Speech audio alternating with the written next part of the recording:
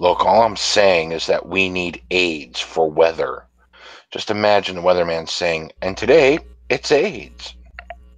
Welcome to the Swine Brothers Show, episode 150 for May the 28th, 2018. You can email us at cosmicgodsdie@gmail.com. Facebook is Swine Brothers and Twitter is SwineBro666. I am your ever here host, Ellie Lindemood, and I only have one co-host today. I am the Jim, the seeing eye mutant, degenerate supreme. Bow And before me as I poop on my own cock, then piss all over your face while I rub one out. It is episode 150. About 3 years ago, I did episode 1, and I thought there would be about 3 episodes of this. I have no idea what keeps us coming back for more. And it's because we keep seeing polite society attempt to invade normal society, and it just makes us laugh. Or we're just gluttons for punishment. Yeah, masochism plays a role. Masochism does play a role. So, what do you have on the card for tonight? What do I have on the card? Let's see here. Oh, what a wonderful picture. It seems Turbonegro was probably racist after all. Yes, they renamed the article to "Is Turbonegro Racist?" because yeah, everyone's a Nazi, so fuck that is it. such a clickbait thing to do too. Yeah. And see, so Turbonegro, if you don't know, is a sort of punk rock, hard rock, I don't know what you call them, band from Norway. Who specialize in being degenerates. I mean, that's their shtick. Their shtick is that they are total degenerates, and they are whatever. They are, They sang about, just drop the bomb already or something. Bring about nuclear Armageddon, and that's okay with me. And they sing about, like, just if you don't know who they are, look them up, and you'll understand. They are definitely a fucking awesome sort of band. Yeah, musically, not the greatest thing, but it's punk. Musically, it's more like it's sort of hard rock meets punk, and it's not sort of what I'm into all the time, but but just aesthetically, I have to respect them. Yeah. In rock and roll, you can make plenty of dumb mistakes as a band, and your fan base will undoubtedly forgive you no matter what. Ask any Slipknot fan. Well, yeah, ask Metallica. Oh no, because I'm not forgiving them. Well, yeah, exactly. Yeah, yeah. They released Load. That was it. But fans have forgiven them, and I know people who they wait for every Metallica album. It's going to be a return to form. I mean, I listen to them, but that's more because I have to. Yeah. I haven't had to, therefore I have not. Yeah, their last 2 have been decent, actually. I never ask fans typically what they think of their favorite band because they'll almost certainly love whatever the band does. Yes, which is why I love his own shit on stage. Hey, I'll defend that. Which is why I love Risk and Cryptic Writing. Well, actually, Cryptic Writings has a couple good songs, but Risk and Super Collider. Every fucking album after Dystopia was good, but only because they ripped off Rust in Peace. Yeah. However, when I heard the latest release from Oslo's Turbonegro, I felt like there were some questionable lyrics that were pretty unforgivable.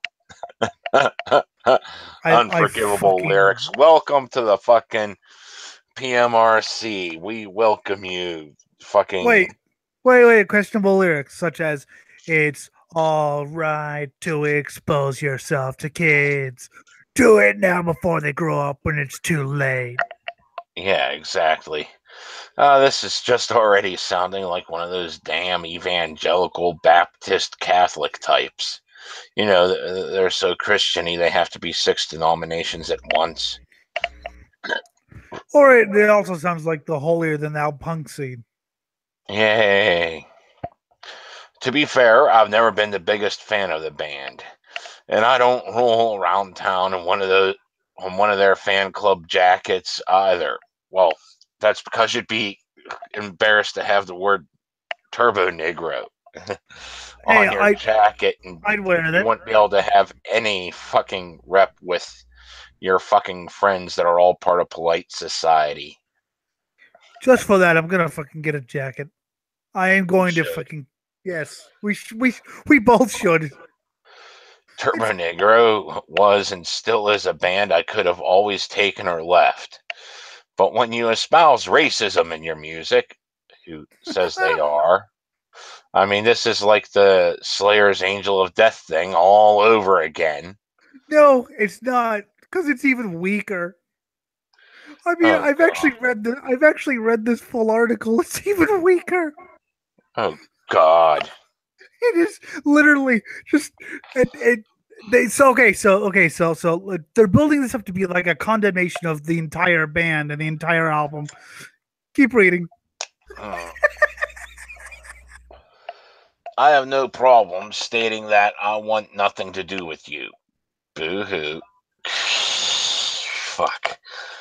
What a crybaby. How many people have said that they want nothing to do with you, Elliot? Either because you're too negative, if they only knew, or you're not politically correct, or you're a Nazi. Yep, pure white princess. That's yeah. I've been called a commie. I've been called a Nazi. I've been called pretty much everything in the book. I've been called a commie. For years there were mistaken thoughts about the band's name, explained by the band to essentially mean fast and black. Yeah, Well, Turbonegro. yeah. I believe it's a color scheme, actually. Mm-hmm. To be fair, the band in their early days had considered the name Nazi Penis. Another valid name. Nobody would no Nazis would ever call themselves Nazi Penis. Like Exactly. unless they were just a really drunk, stupid punk band. No band would call them. Although I have seen Jewicide and Jewish Jews, but no band would. Hey, we're Nazi Penis, man. Although that just oh my god, a glam Nazi band, Nazi Penis. There we go. But has always maintained that they're anti-racist, which is probably the truth. Well, yes, they're making fun of it by calling themselves Nazi Penis or Turbonegro or. The same was said about their fan club name, Turbojugend, which translates to Turbo Youth. Well, I see no problem with that name, but because it's in the core Hitler language, oh that's all. Like Nazi, Nazis everywhere. And I know people are into. I'm not into the band enough to become a member of their fan club. I mean, I have their discography. But then again, yeah, as you know, Jim, I have a lot of bands' discography, but they're good. I mean, they're not. It's not like my three favorite bands: Slayer, Iron Maiden, and Turbonegro. But it's like, oh, they're on. I'll listen to them. In many ways, the lost in translation model has always applied to what this band has done. I haven't seen that. I mean, well, it was perfectly fine being translated into fucking different. You're the one that has a problem with this, and I don't understand. I just don't get why. Because it's not like they're fucking. Their shtick is being complete degenerates. Like look, David Garrick, I just have to say, I don't understand polite society other than it's low down, double dealing, backstabbing, unforgiving, fucking self-righteous fucking part of society that needs to burn to the ground. That's all polite society is. Turbonegro, when they first started, they were in blackface. Okay. Their first couple albums, they did completely in blackface. Then they did a hardcore gay thing, even though they're not gay. They just don't care. I mean, that's good. What part of degenerates can't you understand? Nothing, apparently. So that really doesn't excuse what's happening on their latest album. Okay, so like I said, this is their whole album, right? They're going to talk about this whole album. Okay. When it was announced that the band had a new record called Rock and Roll Machine, coming via Burger Records, I thought, who cares? I mean, the band is on singer number 4, and their sound is typically for people who live in the past. I wouldn't go that far. I sort of would in a way. I didn't know they had a new album out because I never get any. I get like metal things, but I never get punk newsletters for some reason. But no, I mean they're most people who like the band are older. I just gotta say, whenever someone says I look like I came out of the 1980s, I say thank you. I've heard I look like I've heard I look like I came out of the 80s or early 90s, mostly because of the metal shirts I wore. Dissection and Slayer and Spurs. I gotta love that beer gut with the fucking tiger tattoo right around the belly button. My belly button logic disproves your one day god. Yeah, I don't have a tiger tattoo. When was the last time you heard someone under 30 talk about Turbonegro? Does that even matter? I did. Trying to appeal to the kids. Yes, let's appeal to the kids and make fucking trap music or whatever. Yay, music about transsexual porn. No, it's like surprise. It's actually just rap music. Yeah. Not having relevance in the music world has seemed to be this band's forte. Why would you want to be relevant in the music world? And the music world's fucking shit, so permeated with polite society. I keep an eye on because I have to. Burn. I keep an eye on because I have to. The fucking what's hot in the mainstream metal world. It's like metalcore still, and like dubstep infused metal and complete garbage. Okay. Yeah. And gent. You could grow up and develop some taste if you ever decide to.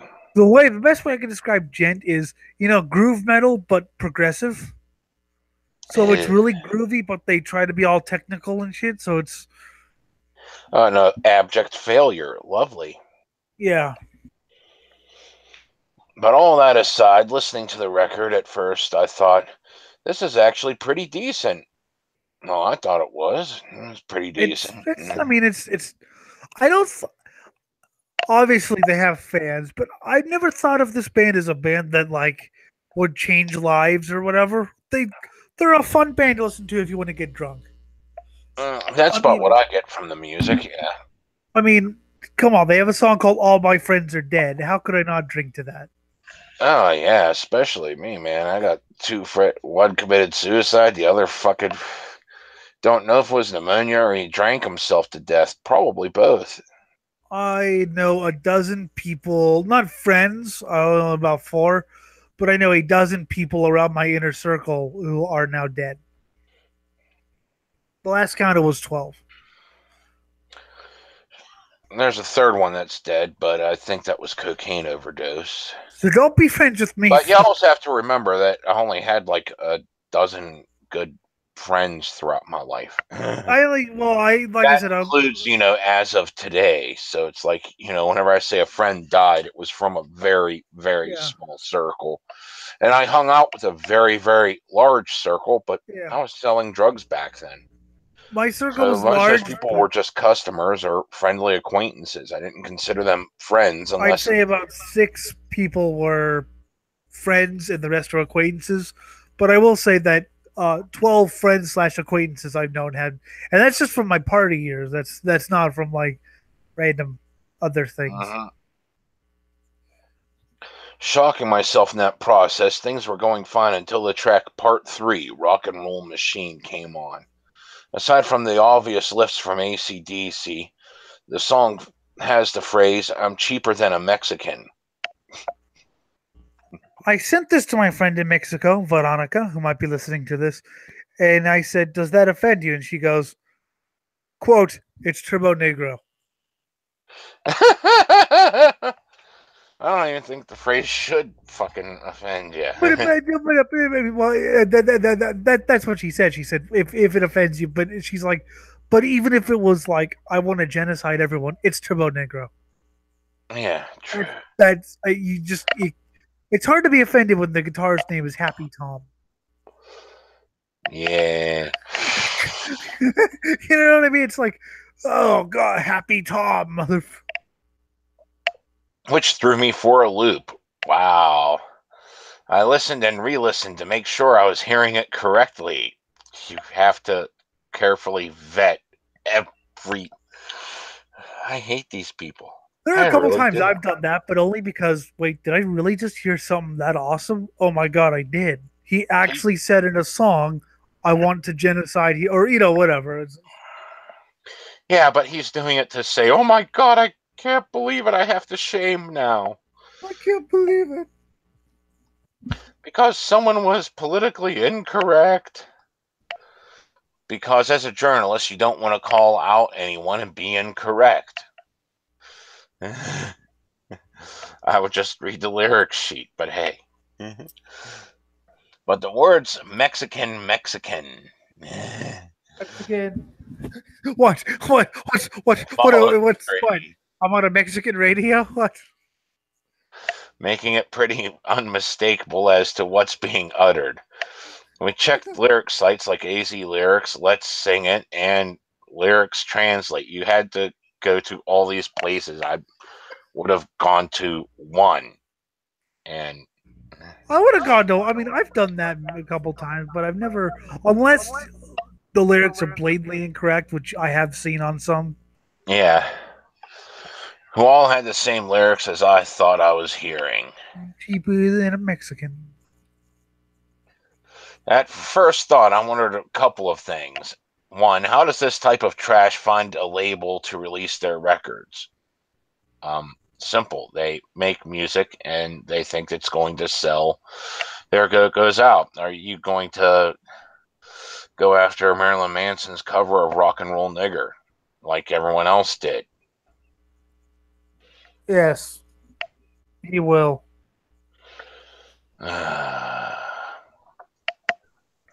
I also kind of wondered how no one had written about this yet. Well, because they didn't care. Because the band is Turbonegro. I mean, really, that If you're into the gutter, yeah, you're not going to care about the same shit polite society does. they they play. It's funny. I always called Turbonegro sort of the main, like not mainstream, but the more known side of gutter music because they actually got kind of big in the late '90s, early 2000s, and yet their gutter slime, like they never changed. It wasn't like the next song they were singing about love and you know, they're singing about diarrhea and bad mongos. I don't know, when I wrote a love song, it was all nice and heartbreaky. And like I got into the next verse where I'm doing shit. Then there was a death metal section written where like you were raping the corpse. And then like, it gets all weepy again. And the ending thing was like, my life seems to be fading away, and I don't know why. Maybe it's because of this shotgun shell. Bam. Every time I write love songs, they're basically about people dripping in blood. Well, it went through this whole entire emotional thing at first, but then it just got into like complete, serial killer. Now I'm just committing suicide for no reason. Yes. None at all, just doing it. I have no idea why. It seemed like a fun thing to do. And one buddy wrote this one love song called Love Maggot. I forget what it was about. I think this is like after he broke up with some whore who slept around him with like 5 guys or something. Joss has challenged me to try to write a conventional love song just to see if I can. Oh God, I pity you. Almost. Yeah, I mean, I think it'd be sort of an interesting challenge. Of course, the answer is simple. The band has almost zero relevance, even after being together for collectively over 20 years. What's relevance? Fuck relevance. I mean, is Slayer relevant in today's music scene? And if it's not, then it's your fault. Probably not, but who cares? Is fucking Iron Maiden relevant? David Iron Garrick, Maiden it's your fault that Slayer is not relevant in today's. Iron Maiden was passed up in the extremity in about 1982. This doesn't mean they're not fucking amazing though. Yeah. I mean, Go fuck really. yourself. This Okay, Garrick actually maybe guy. 81 with Venom, but still, I'm just saying, like, what does it matter about musically relevant? I mean, if it's good music, it's good music.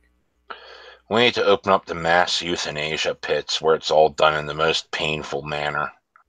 We're killing you out of mercy, but why are you playing with my internal organs as you do so? There was a I can't remember what movie it was. We have another reward that is special in a rather noisy way. What's that? We feed you to wolves. I would guess most journalists had no idea the band dropped the record or didn't care to hear it if they did. Or perhaps they weren't familiar with Turbonegro style and understood that they just don't give a shit. Oh, it gets better though. So we're down to one line in one song off of an album. You're trying to condemn the entire Which is the band's band's like 20 12th, 13th years album. because of one line in one song. Yeah, I told you, motherfucker. I told you it wasn't Angel of Death. Angel of Death. If you didn't know Slayer, you could probably think they were a little bit racist or whatever. Yeah, but the whole thing was it was just devoid of any Yeah, emotion or opinion. It was like, yeah, look, this but is what the guy did. This is what the guy thought. Here, just sit here, contemplate this for a little bit and see what you think. but I'm just saying, I get why idiots think this. This is even weaker. Uh-huh. One line off of one song off of one album in the band's 30-year career or whatever. Uh-huh. This is the weakest. Oh, but it gets so much better. I was also a little freaked out in many ways. Please tell how fragile you are. Yeah. Tell how fragile you are. Because I know plenty of people in the Houston music scene who don a turbo jacket or vest. I had walked around several weeks with this noodling around in my head before deciding to write this piece. So you're somewhere where their fans seem to have a concentration of what, enough that you notice the jacket? Yeah. Oh my That's god. great. I love this. So you have to shame them out of it, and you're not recognizing that if you're into gutter music, that they're just going to shrug their shoulders and say so, or point and laugh at you for being so fragile. Yes. He's very fragile. The largest trigger. Let's pull back the cocking mechanism and put the bullet through the left testicle. Pew! Ah! The largest trigger for this article being written, besides the obvious reasons. What obvious? You've stated nothing obvious. One line out of one song. On You an have to entire album with abstain and 11 make yourself songs. pure in the names of Christ. Self-flagellate yourself as you walk through the streets and the fucking black plague will stop. Keep beating yourself on the head with that rock. Cut yourself open. Let all that sin pour out of your blood. To be honest, that's fairly black metal. Mm-hmm.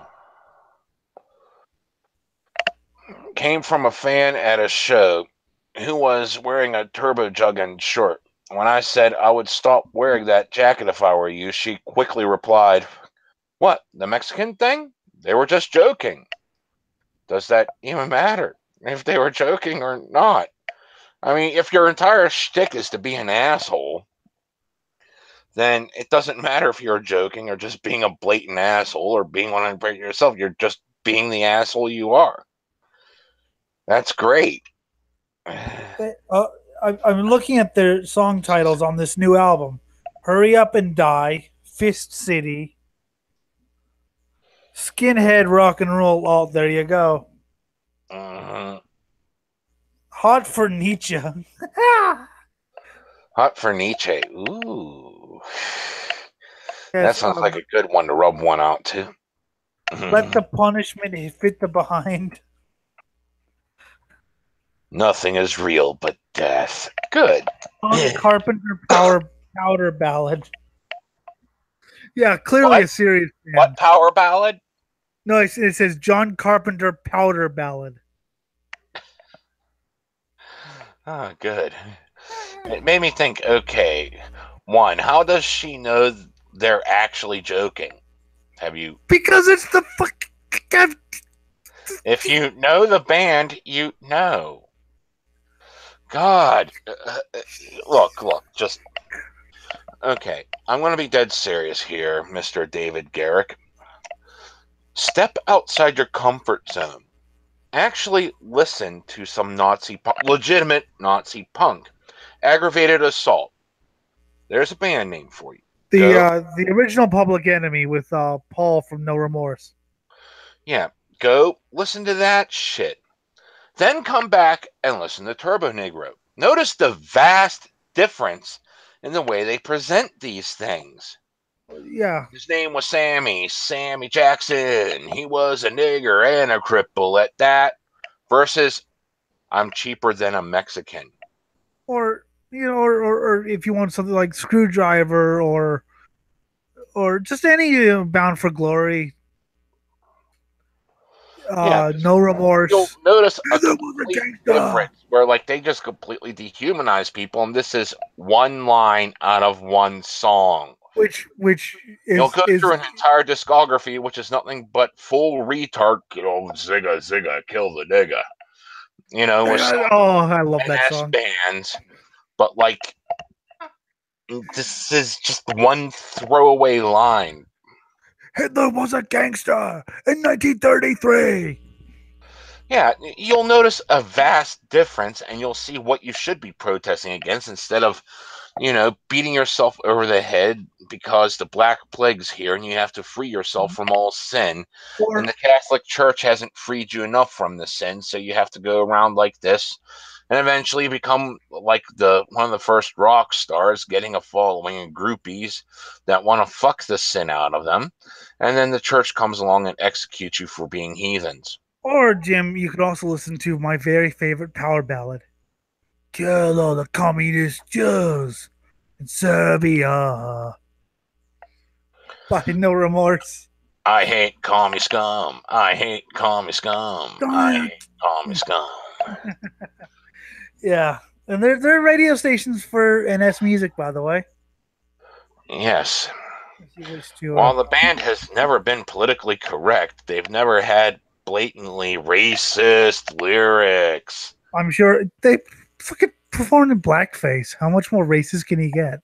But still, there was a joke. It was basically because that's the last thing you would expect anyone of polite society to do is perform in blackface. Yeah. Fuck polite society. It needs to burn. Yes.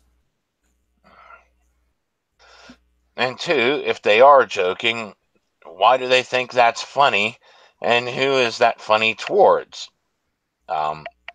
You're not familiar with how humor works. If I were to come here and we were just to be sitting here, me and Elliot, in the same room for some god reason, and I smacked him in the face with a brick, I'm certain all of his good friends would get a good laugh out of it.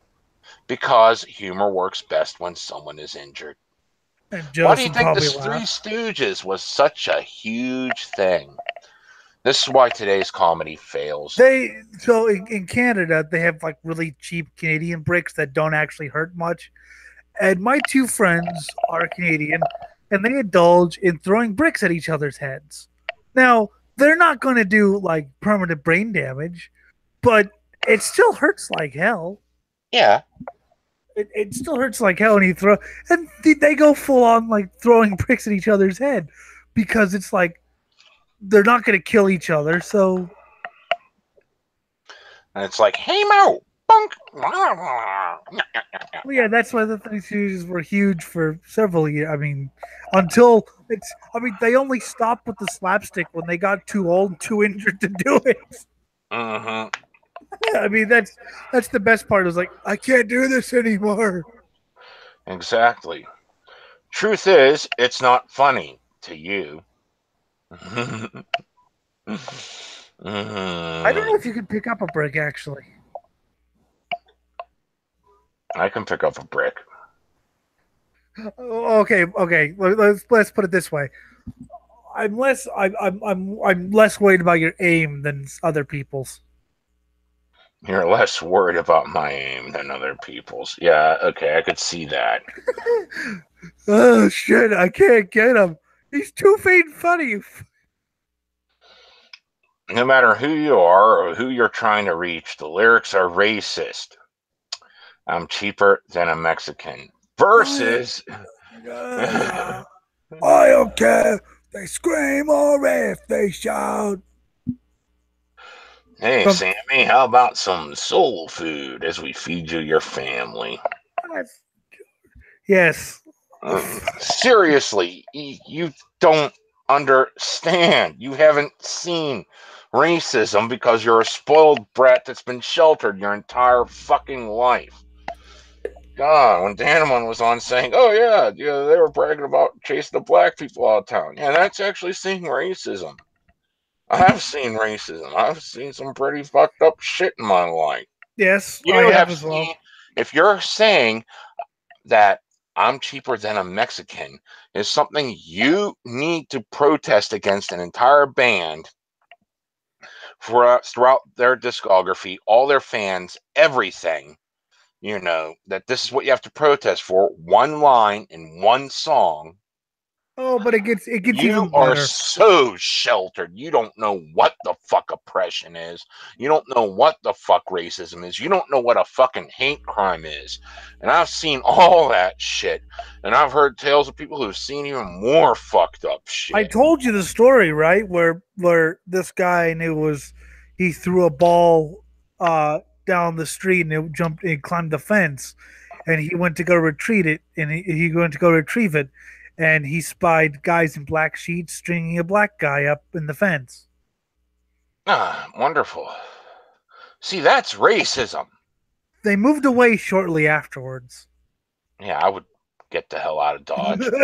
Yeah. Especially when sung by white man. So if Ooh. Josephine sings it, it's not racist, even though she's not Mexican. If Uh, fucking if fucking my Japanese friend sings it, it's not. yeah, and if someone of the color sings it, it's not racist.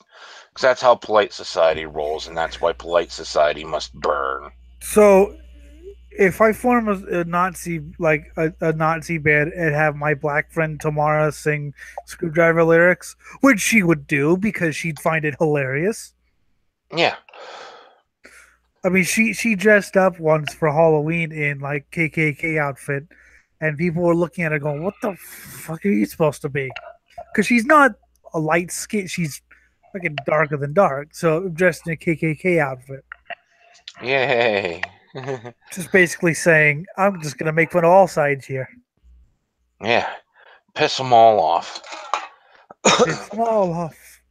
hmm And seriously, you look at polite society, they've always been closely tied to the ruling class, and especially wore the ruling class and shit throughout the ages. Polite society always had this thing where, like, if you look and act like us, you will become rich and famous like we are. And that's how you got the Countess Bathory going up there saying, "Look, I'll teach you how to be prim and proper ladies so you could find yourselves a great husband because you'll appear to be part of polite society. By the way, I'm just going to tie you up, cut you open here, and empty your blood in my fucking bath." I support her. That is polite society, people. Well, I mean, I support I mean, that look at type all of the polite. fucking backstabbing that's happened throughout the years within the ruling classes throughout the world. Even as things shifted more towards democracy, it's continued. Yes, It's but nothing but lying, double dealing, backstabbing, larceny, fucking all these crimes, but they do it with such a air that it reeks of my shit don't stink. I Even though would vote for they think Countess the same, Bathory. as if not worse than the rest of us. I would vote for Countess Bathory I would too. as long as she sold the young virgin blood. Yes, I need to bathe in some of that virgin blood because I want some of that goddamn kid energy. God, I don't trust you with that. Kid energy or virgin blood? Kid energy. Virgin blood, fine.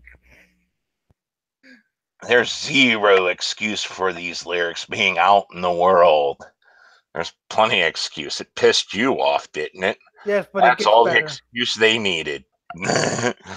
Though I assume that many people have either never heard of Turbonegro or didn't care or know that they have a new album out.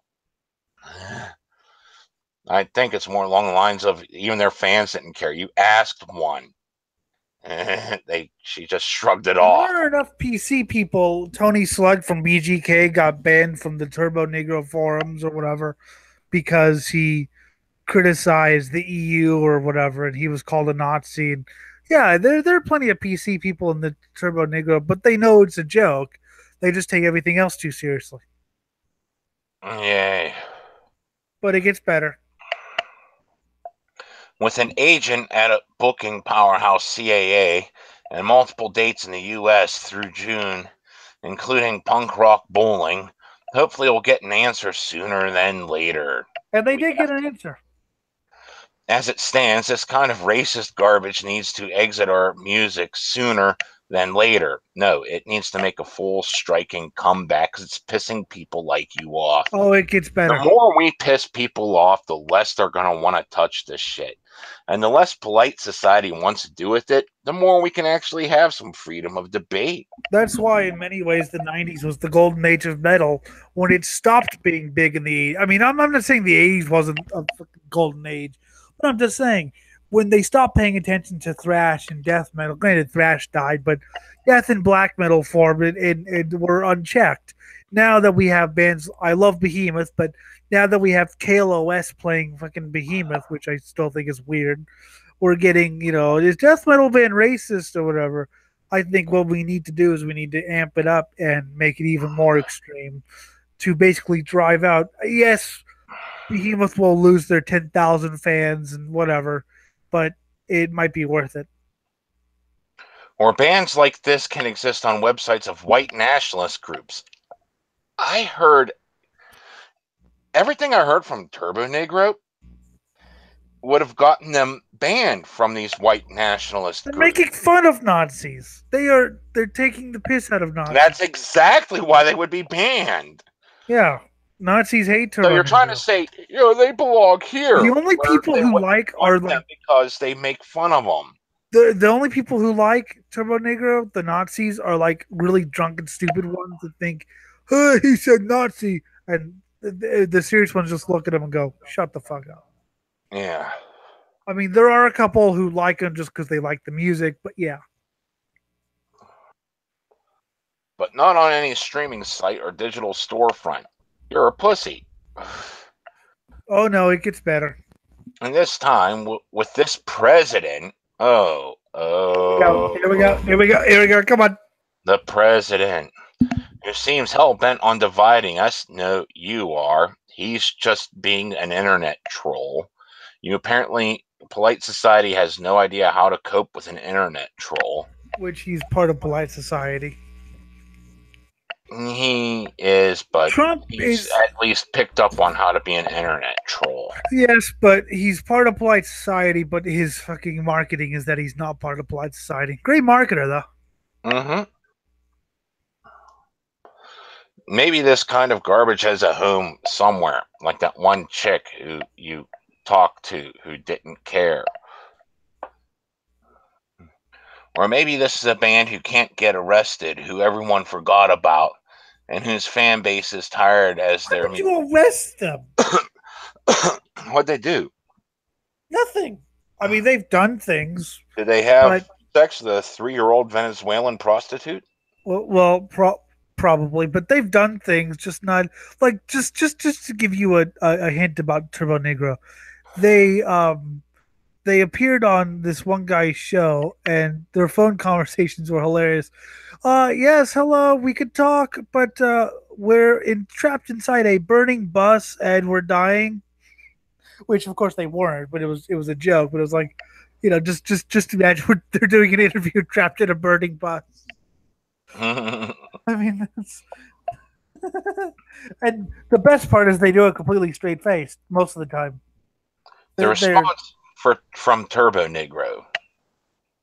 Hi, David.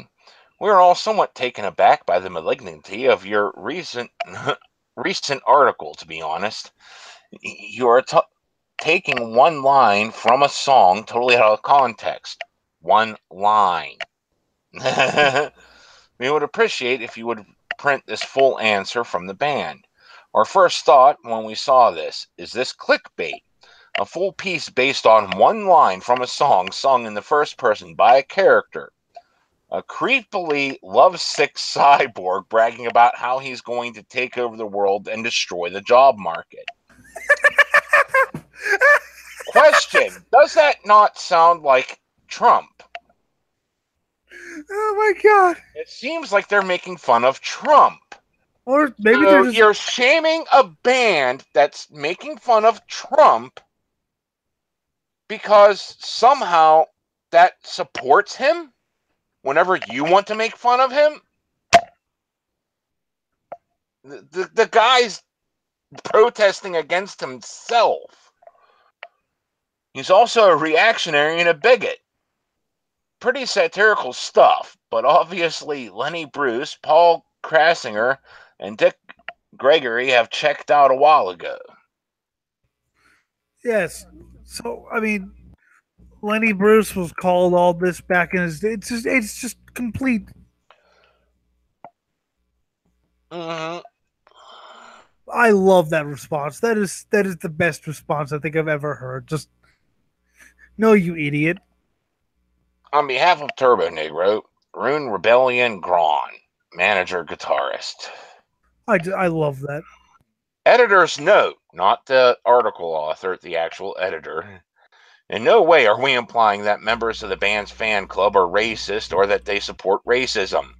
You have to back out of this because, oh God, he wrote us into a hole. We were asking anyone, fan or first listener, to consider what they're listening to. And I was a first-time listener just a couple days ago, and I kind of dug it. Yeah, I sent you that. I would have, constantly on, but it was good enough to, say, yeah, this would be on for a party whenever. It's not my favorite punk. Something lighter. Sort of got like a New York Dolls type thing, I guess. I don't know. Whatever. I like them. Anyway. Yeah, it was decent enough. Yep. All right. Let's go with more of the moral panic. Moral panic. Oh, God, not again. Yeah, 5 hours, bitch. Fight. Oh, God, kill me. Kill me. The Nazis are invading black metal. No, say it right. The Nazis are coming. The Nazis are coming. Yeah, like Paul Revere. The Nazis are coming. Ding, ding. The Nazis are coming. The Midnight Ride of Paul Revere, done in 2018. We are publishing excerpts from the testimony of Jonathan C., one of the spectators who attended a neo-Nazi concert in Toronto, Canada. Was it a real neo-Nazi one? Let's just keep going. We'll published a long post on Facebook. The long post on Facebook gives you rep. Vocalist in a group of Brutal Death Blackened, he has been producing extreme metal music for 15 years. What's the name of the band again? They don't give the name of the band. They just say his name is Jonathan C. Keep reading. Last Saturday, I went to one of the largest fascist gathering I ever attended. No, not a political rally, a black metal concert. Okay. Not that I'm a follower of NSBM, National Socialist Black Metal, but rather because I retain a great deal of curiosity, especially for all things music related, and that goes double for extreme metal. What is sewer, by the way? because there's a picture of Sewer here with a bunch of burning things on stage and an upside down cross. How do you spell the name? Sewer, like Oh, I sewer. don't fucking know. People spell. Oh my god. What? What? Oh, these are our friends. These are our friends from Antichrist, and Sewer's a fake band. Sewer is a fake band. Yeah, Sewer. Okay, so there's this guy. Oh, I know what this is. This is the anti-NSBM guy who wrote. Do you remember the Dimmu Borgir review of Stormblast? Oh yeah. This is a guy who creates his own music under the name Sewer and Antichrist, and then promotes it by condemning it. I don't know if this one's actually real, but Sewer's a fake band. If you look on like the Encyclopedia Metallum, you'll see this guy, one of the guys from France, promoting the band again and again and again. Keep reading though. I'm not sure if this is. While I had heard praise towards the quality of certain bands in terms of music, the enthusiasm for this type of xenophobic environments is what intrigued me the most. I love how he words these sentences. Yes. Armed with all my second degree and my absolute musical impartiality, I left for an evening of NSBM, a particularly high-profile concert eagerly awaited in this environment that I know of reputation, yet very little of real life. I'm not so sure this isn't a fake story now if they're using Sewer, but let's keep going. Mm-hmm. I have the naive idea that I could, for the space of one evening, take enough distance to tolerate the intolerance of National Socialism to get a real idea of the environment. It may sound foolish in hindsight, but I believed it could also be an interesting artistic and sociological experience. Needless to say, I was thoroughly mistaken. I've never been to an NS show. Probably would get lynched, but hey. Yeah, because you're blind. They hate blindy. And I'm on some Nazi death list, and because I'm sort of public. I'm very well known, and like, it's funny because the NS people, I've never gotten any like shit from them. It's always like either just like regular right people or communists. Like the NS people are like, okay, he's not buying our bullshit. Let's just talk about music. Exactly. A swastika tattooed in the neck. Ooh. While the organizers of the concert didn't feel the need to advertise their gathering as NSBM,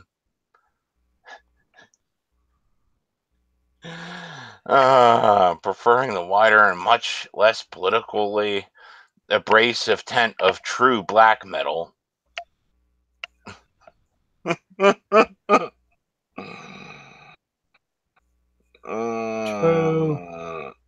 I'm sorry, I had to laugh. There was little doubt as to the political affiliations of the organizers, the bands, and the public in Toronto, where they chased this shit out with pitchforks. There is a Nazi scene in Toronto. Yeah, there is, but they're talking about the festival. Like evil metal Satanists up in Burnaby where the Ross Bay is, fucking rituals and things. Ooh, yes. Human sacrifice. What a forgotten art. More like, do you see like Satanist girls fucking in the graves? That's great. Yes. 8:30 p.m. The doors to the concert are about to open in a few minutes. The atmosphere seems rather quiet, although a certain tension hovers over the most controversial band posters. I'm not paying too close attention to the hoodie patches and logos, but more than half the audience seems to have some sort of authoritarian political sensibility. Authoritarian political sensibility. Entrance into the room. There's an entire staff division with orange armbands and security service with metal detectors, but they only run through the very basic security scans. Good. Let's get some people stabbed. Stab, stab, stab, stab, stab, stab, stab, stab, stab. Hey! There's electronic ticket scan, but it does not work. Good. All come in for free.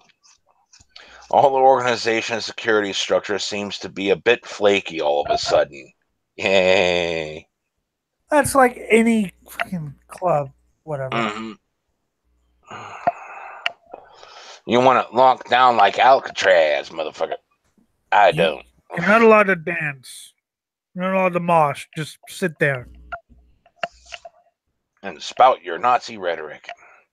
I order beer. The guy at the bar has a swastika tattooed in the neck and a SS badge on the other side, but he has a pretty nice attitude. I doubt he does, but okay. Whatever. Obviously, he enjoys the Third Reich and weightlifting. The walking stereotype is amusing, but the fact that these open displays of hate and bigotry are quite disturbing, whatever. We enter the concert room proper. We pass by various stands where band merchandise is sold. Bands, band flags, patches, logo types, sweater, digipacks, boxed sets, and DVDs. I want to buy some digipacks, box sets, and DVDs. Mm-hmm. Pretty impressive for bands who all claim to be underground and dissident. Yay. But yeah, we live in 2018, motherfucker. Yeah. Neo-Nazi propaganda and calls for violence. Euthanize the planet. In the current year, okay, this has to be a satire. They're throwing too much of the anti-rhetoric to actually. Doing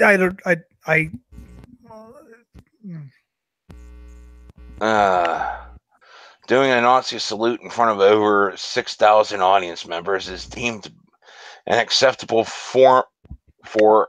What the fuck kind of Nazi are you at when there's 6,000 audience members? Usually there's about 50 to 100. What the fuck kind of. I mean, occasionally you'll get like 300, 500, I think was Screwdriver's biggest. 6,000 audience members. I'm just picturing like Wembley Stadium for Dark Fury and Graveland. Sig! The concert opens the band Antichrist. Yeah, they're fake. That's the same guy who does Sewer. Hang on, I'll get you some material right now. Hang on. From France. It's always from France. Yes. With quite a few ancient regime tendencies, judging by their paraphernalia and iconography. They open the show with shouts of "Baise la Erflia," which is better left untranslated. Oh, fuck you. Hang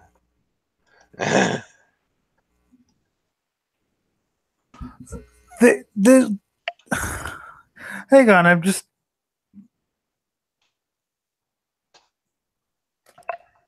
Okay, here, let me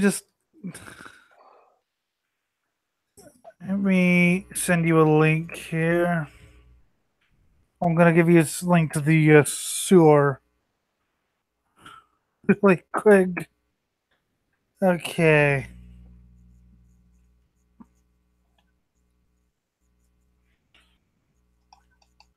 Let's see. Oh my God. Yeah, this is sad. It's not satire, it's just a joke. Okay.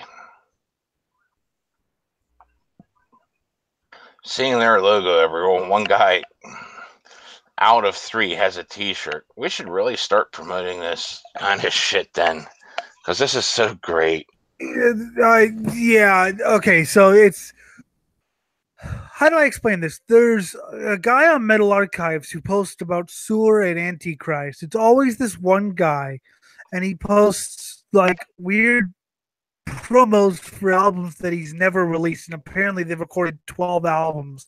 If you actually listen to it, and I have clicked on it, it is the worst type of bedroom black metal with a guitar noise that would sound a little.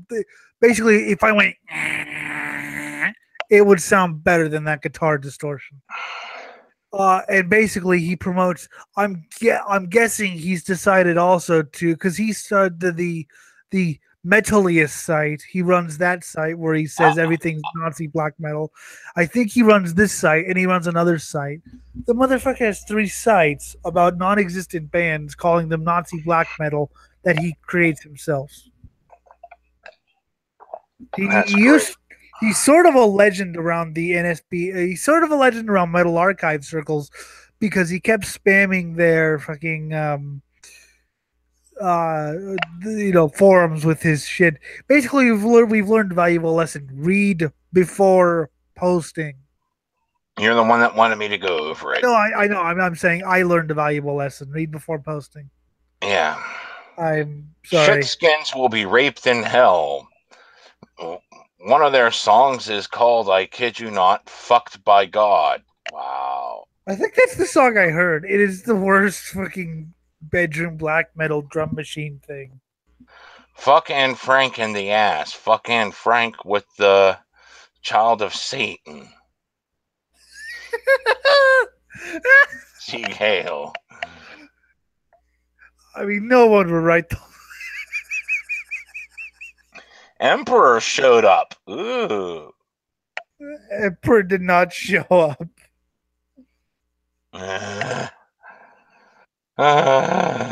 Emperor did not show up. Emperor showed up. The rest of the audience, going from the drunk redneck with Motorhead patches to the hipsters with their Sewer, Bathory, and Mayhem t-shirts. Sewer's not even a real band.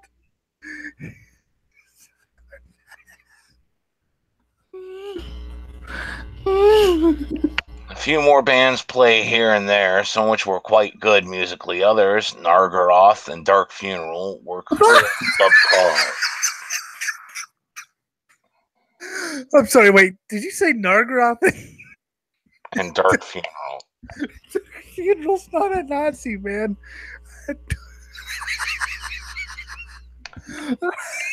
Oh my! Apparently, the band thought that the 2 people in question looked like faggots and determined that they leave. Do they know that homophobia and discrimination on the basis of gender identity is illegal in Canada? Do you think they would care if it was real? Fucking God. You know what?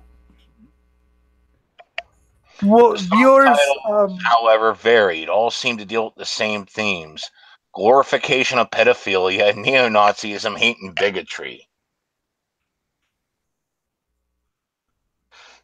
One of the songs is called... I actually found some Sewer on YouTube. Necro Pedo Sado Maso.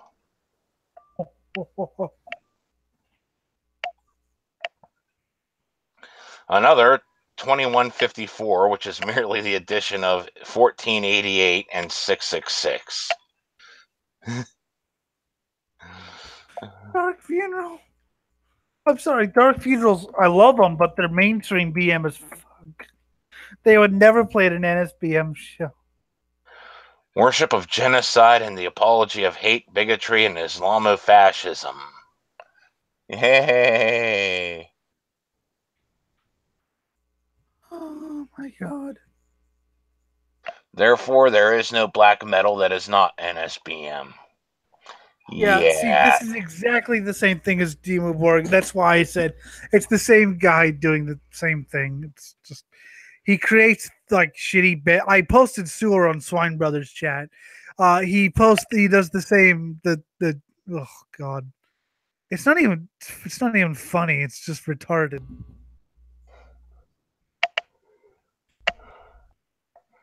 Little homophobic, racist, smart shaming pony. Smart shaming pony. You're a smart shaming pony, Jim. In case you missed it, it's My Little Pony Week on the Ms. blog. Thank you. I had to after that. I'm going to kill you, Jim. Having been thoroughly indoctrinated as a child to love ponies, and My Little Pony in particular, much of my understandings of femininity and heteronormativity. Wow. You've jumped off the deep end and we're not even a full 2 sentences in. Come directly from my childhood interactions with cartoon ponies. Diary excerpt. I love wearing heels. It makes me feel like a pony. Sounds like an average child, but okay. Looking back on TV shows like My Little Pony and Princess Guinevere and the Jewel Riders, shows in which the powerful female figure was demonized as evil and the main character was always blonde-haired, blue-eyed, made me think.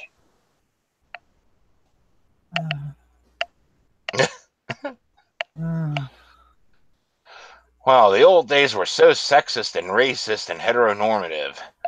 Thank goodness kids shows aren't like that anymore. Yay! Oh, please kill me. But alas, I spoke too soon.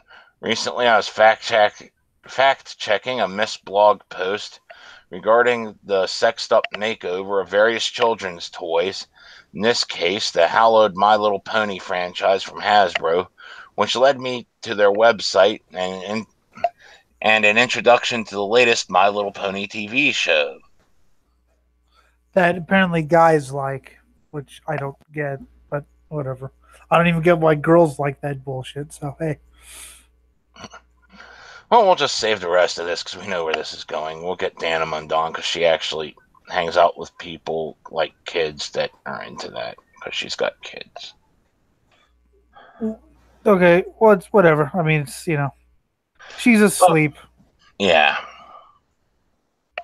It's, Butchers living in fear as vegan attacks on the rise. Yes. I mean, I don't attack vegans. Because if I did, I'd just eat them. Nah, do you really want to eat I would vegan? feed them to my food. Then I would steal my food and consume my food.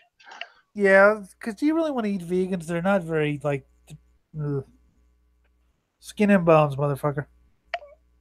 Attacks on small businesses by vegan activists are on the rise, according to the Countryside Alliance. Death threats, stoked by social media and encouraged by international groups of activists, have caused butchers and farmers to live in fear.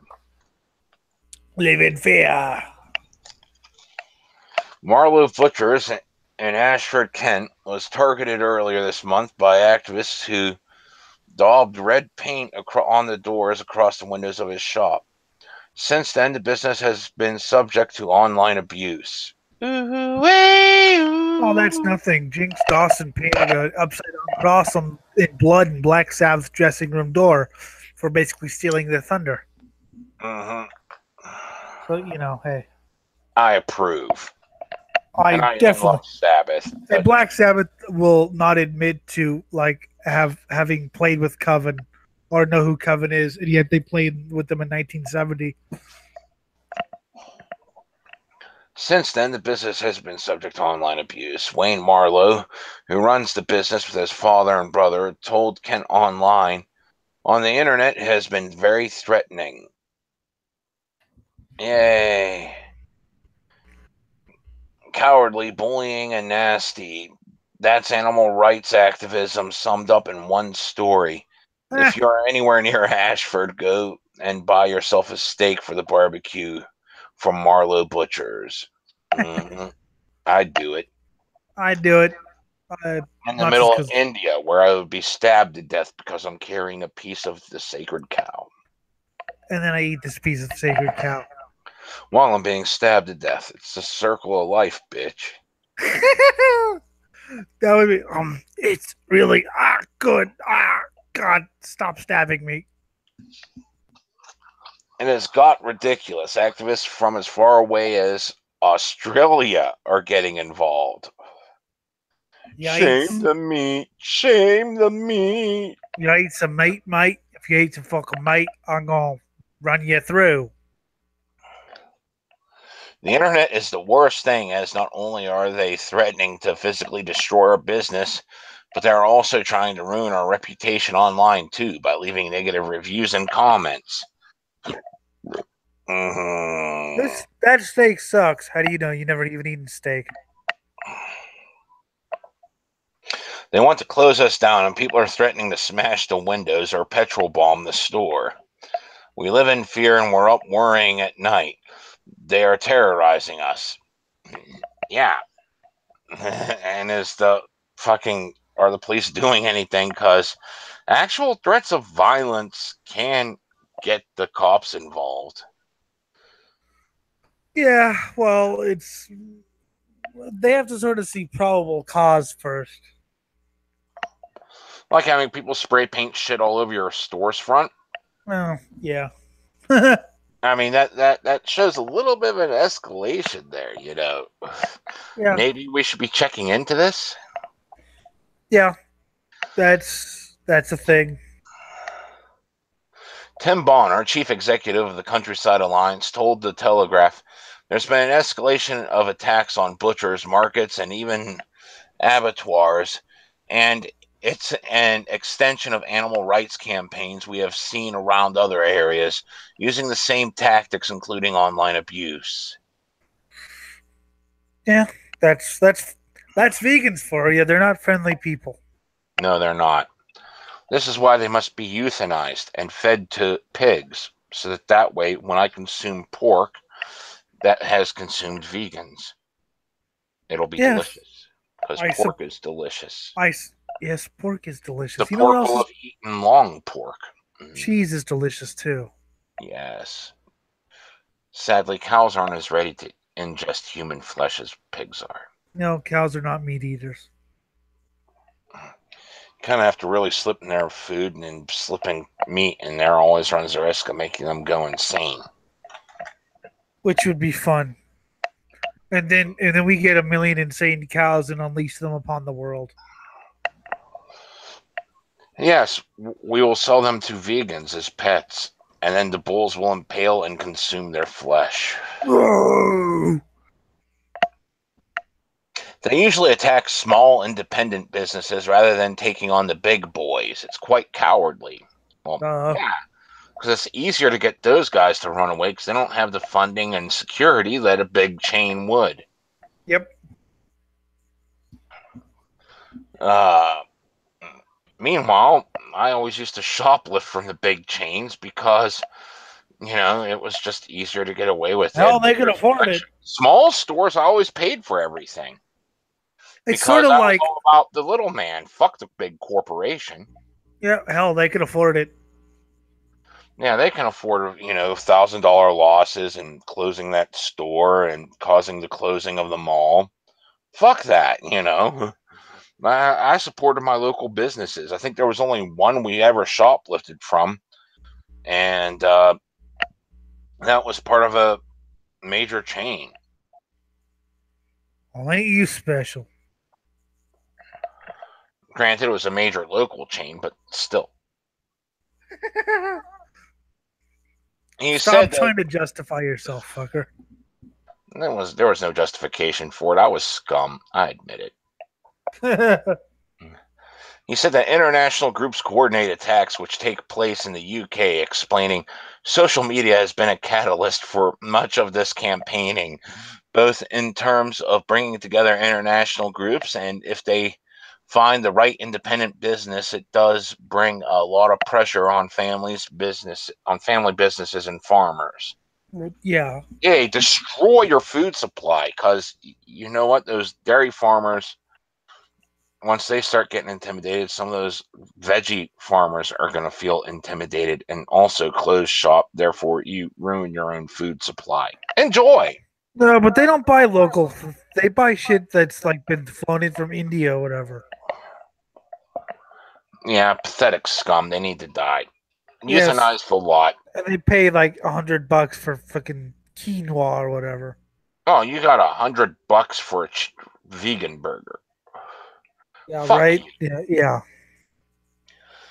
That's like, half my fucking bi-weekly paycheck right there. Fuck you. Yeah. Truth. Mr. Bonner also said that social media companies did not take the threats seriously enough. None of the social media platforms view the abuse of those involved in meat production as they would other minorities. Well, yeah, because meat's bad. Save the animals. By the way, do you know that PETA likes to euthanize animals frequently, You know but what, they vegans? say they're against it? You know Just what, say. vegans. This is a Swine Brothers tip. You're right. You should go out and love all animals. Go find a grizzly bear, hug it, and tell it you love it. Look, Especially a mother bear. look. I'll even say go so far as to go out and find yourself a nice horse, dog, or cat. Then film yourself having sex with it because there's a market for that online. I see. If you want to really love animals, get that fucking semen right inside that little vagina of yours. And trust me, you will not understand the things I've heard from chicks who have fucked a horse. that wasn't really what I was going for. I was going for, go tell a grizzly bear you love it and see what happens. Yes, but they should fuck a horse. And then go tell a Yes, grizzly bear horse you love it. fucker porn needs to go on the rise, A. And B, the girls I've It talked needs to to who go the have right. You've never literally even. fucked a horse have said Well, it would hit spots they never thought they had. And it was good. yes. Thank you. Mm-hmm. He's here to help people. I don't know. I think he needs some mental help, but he's here to help. Dude, I already had my dose of mental help. Back when I was 11 years old, I was No, you institutional. haven't had your dose of my kind of mental help. All right, we're gonna start drilling in your brain, and we're not gonna stop until you stop screaming. No. Even if you're like not even dead, even if you're still in horrible pain, we're only gonna stop when the pain gets so intense that you can't scream anymore. This is understandable, but no, it's not. It's not understandable if you're going to not be as much of a if you're nowhere near the amount of scumbag that we are, where we take these things and where we take the death threats we receive daily on with pride, and you're actually intimidated by these fuckers instead of saying, "Come on to the house, I'll stab you in the face. Come on, I Come just on, need you to step on my property and it'll be all good." come on, vegans! I have some new recipes I'd like to check. I'd like to try. Chef Dahmer's cookbook, very fascinating. Yes. What are you eating for dinner? Nuts and honey.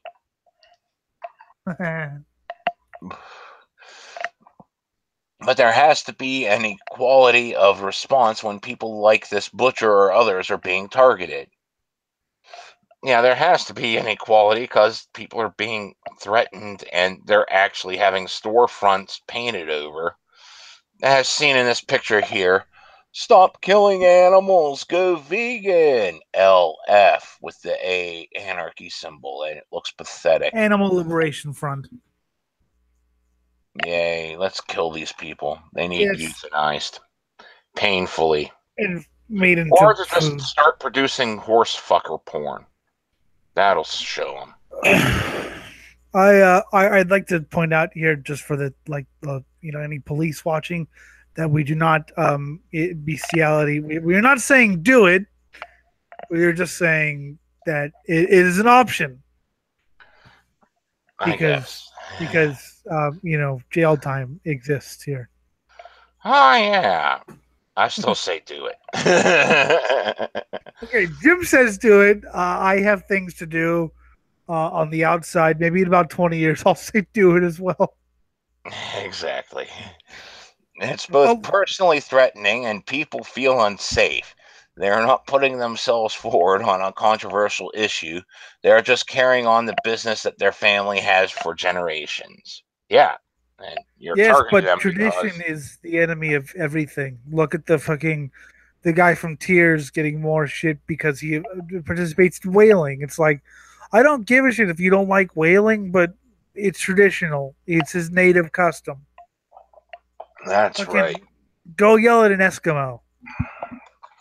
It's part of my native custom that you're not a true man unless you've murdered 6 billion people. Which you haven't murdered 6 billion people. I know. I got to get started on that. I got to open myself up a murder factory. Just start people going down the assembly line and just slit their throats as they come by.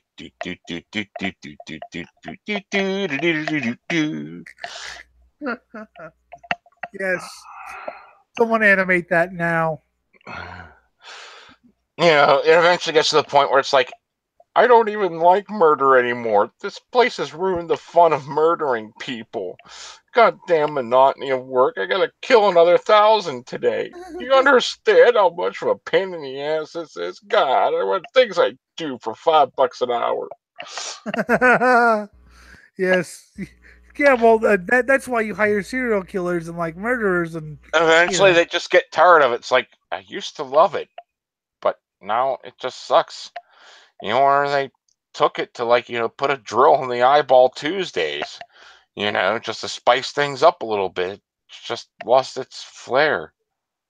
it's not The fun streaming anymore, is no man. longer music. It just happens all the time now. Yes. Welcome, everyone. There's a really nasty and cowardly tactic using things like TripAdvisor and other online platforms to do fake reviews, and it can have a direct effect on their livelihood. Yep. Well, good. That just means you've got to start promoting yourself. Go for the lowest rated one. Those are the places where you get your good meat. Yeah, but people won't do that. You know that. People are stupid. Abandon polite society, and this problem stops the moment you start stabbing them in the eyeball with a fucking broken light bulb. I got a broken light bulb. What am I going to do with it? Stab them in the eye. Stab me? Yeah, that's what I'm going to do. Veganism I have no idea why they talk like that. Veganism is on the rise. Over half of young people have attempted to diet in the last year, but most will throw in the towel after just 3.5 months. Yes, I'm totally for this. It's awesome. I'm going to go terrorize. Oh, God, what the hell did I do? Oh, God, I could go to jail. Oh, fuck, why? I went back to eating meat, and oh, my God. What the hell am I eating? What They the hell is completely kale? invalidated everything I did in those 3 months. What the hell is kale anyway? Why am I eating this crap? Exactly. New research has looked into the nation's diet habits and has revealed as many as 54% of Brits between the ages of 16 and 29 have recently attempted to emulate the plant-based diets of celebrity vegans like Beyonce, Brad Pitt, Pink, and Ellie Goulding. Once again, all names popular in polite society, Well, but and because more of a sign why we have to burn polite society. it's not just celebrities, but when you get to when you get to 16 or whatever, oh, those poor little animals, they're being eaten. I'm gonna, and then you realize that you miss the sweet taste of dead flesh in your mouth. All right, whenever I was younger, black cow named Blackie. Nicest, sweetest thing, would always pet, and it would never nibble your hand whenever you hand fed it. It was a nice, decent, friendly cow. One day, we're sitting at Grandma's table eating dinner, and it's a nice steak dinner, and Grandpa was like, "So how's Blackie taste?" My cousin cried and cried and cried. He went through about, like they said, 3 months of being vegan because, oh my God, I can't believe they did this to Blackie. Meanwhile, I asked for seconds. Blackie died for a noble cause, so I could live. And was Blackie tasty? Oh yeah, delicious, just tender. Nice cows tend to have that just nice, tender, juicy texture. So see, it was nice, and it died so it could be used as food fuel. Mm-hmm. I mean, what's wrong with that? Life feeds off life, fuckers. Get over it. You're eating plants. Do you not think plants feel? Yes, but the thing is, plants don't scream. Yeah, they don't scream. Aww. I just love the. Oh my god! I can't believe. And So in essence, vegans are even more sadistic because they're eating life, which that can't that can't defend even itself. voice its pain, can't defend itself. I just want to like. I just picture like this guy crying. You're like, can I have seconds? And this guy just looks at you, goes, "Fuck you, man."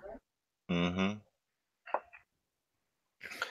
However, for the majority, the change in lifestyle is short-lived, with 28% of young adults finding it too difficult to stick to. Well, Well, yeah, yeah, vegan's like a because really extreme thing. I mean, okay, mhm, well, hmm, I get people want to be vegetarians and still eat cheese and stuff.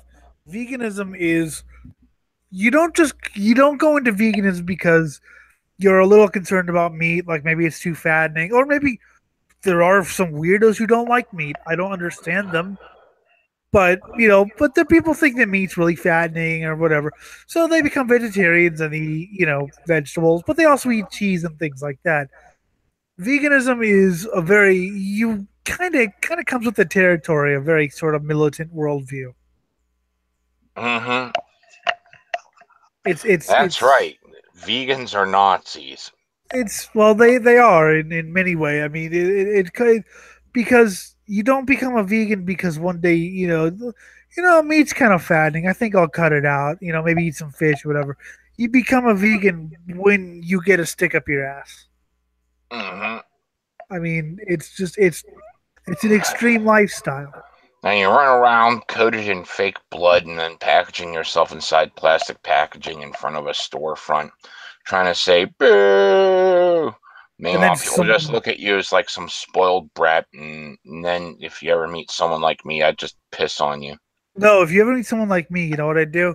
Oh, look, covered in packaging. How much for this human? But Tasty human that's the thing. flesh. Veganism is an extreme lifestyle choice by nature.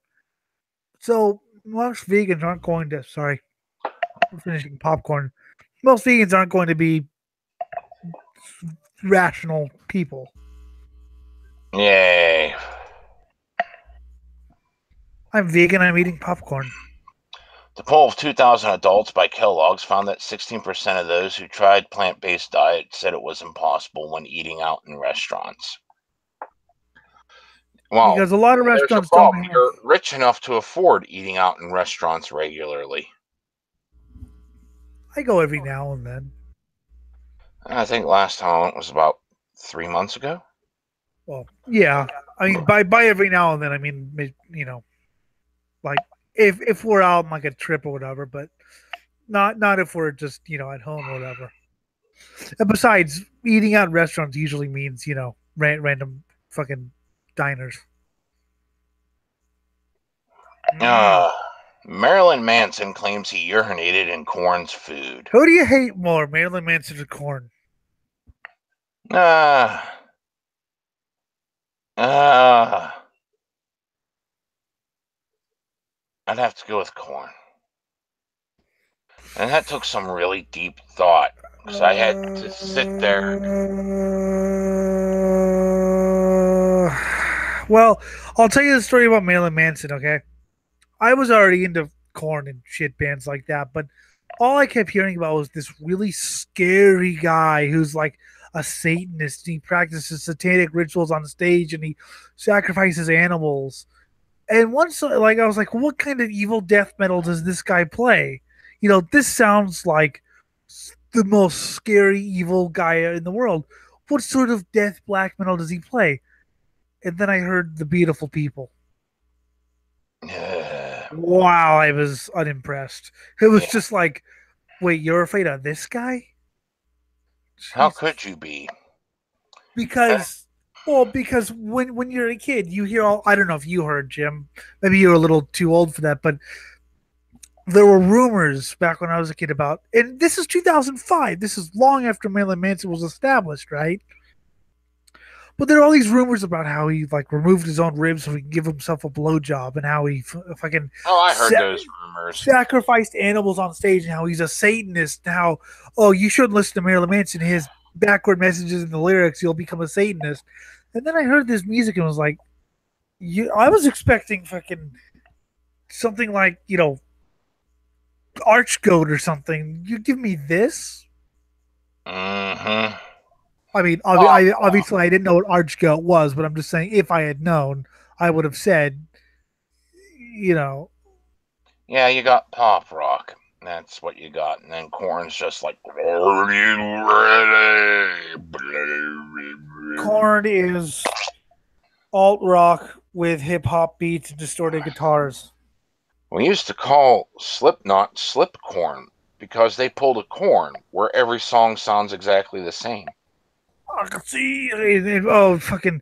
Oh, yeah, but they're metal because they have sort of harsh vocals, not really, and they scream every now and then. Although, to their Yeah, credit, they sound like they're constantly constipated. Korn doesn't consider themselves metal. I mean, to their I fucking mean, credit.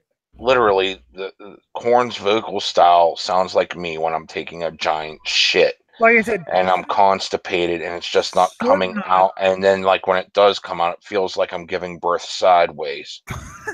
Slipknot calls their style metal, whereas Korn says that they're not metal. Oh, at least they fess up. Yep. Anyway, let's read on about two shit bands. Hey. In a new video meant to promote his upcoming tour with Rob Zombie. It's okay. Rob Zombie is someone who I like. He makes okay movies, and some of his books were good, but his music shit. I mean, it's I like his lame. White Zombie days a lot better, but White Zombie was okay. Well, his first couple albums, then he got like sort of a little too groovy, but he's I sort of have to respect him just because he seems to know a little bit more about metal than he lets on. yeah. But I think his music shit. Whatever. Marilyn Manson claims to have repeatedly peed in Korn's catering back in the day. Manson, it was definitely Danzig. Danzig and Korn was before us. I used to piss on their catering. I like Danzig. Zombie, well, you gotta do what you gotta do. Manson, no, I just thought it was funny. They went on before us, though. Zombie, wait, Korn's catering or Danzig's catering? Manson, no, Korn's. Danzig, I'll use his bus as a place for sexual liaisons. Wow. Trying to tell tall tales whenever you're a rock star and don't have to. I'll tell you a story. I'm not really a big fan of NoFX, but NoFX, Fat Mike's wife would make Fat Mike a pee cocktail, which is vodka and piss. And he would drink it on stage. And people couldn't believe what he was drinking. That's degenerate. I just remember we used to tell people don't drink the fucking apple juice containers in my dad's living room. Oh, fuck. Because my father would piss in bottles and shit in buckets. Because he was too lazy. Because, oh my god, injury. And yeah, he did have to have surgery and all, but come on. I mean, you have to make it upstairs sometime. Wait a minute. So your father's a Turbonegro song lyric? Yeah, pretty much. So would people actually drink the apple juice? One time someone did, and they started puking everywhere, and I was like, I told you not to. I really told you not to, but you did. And it was like, oh, I'm just so fucked up, I didn't remember. I don't care. That had to be some rank piss. Oh, God. Because piss change is based on, like, what you put in your body or whatever. And how fucked up your body is. My gut tells me Manson isn't being truthful. Still, I'd like to believe his story only because, corn are awful. I so Slip corn.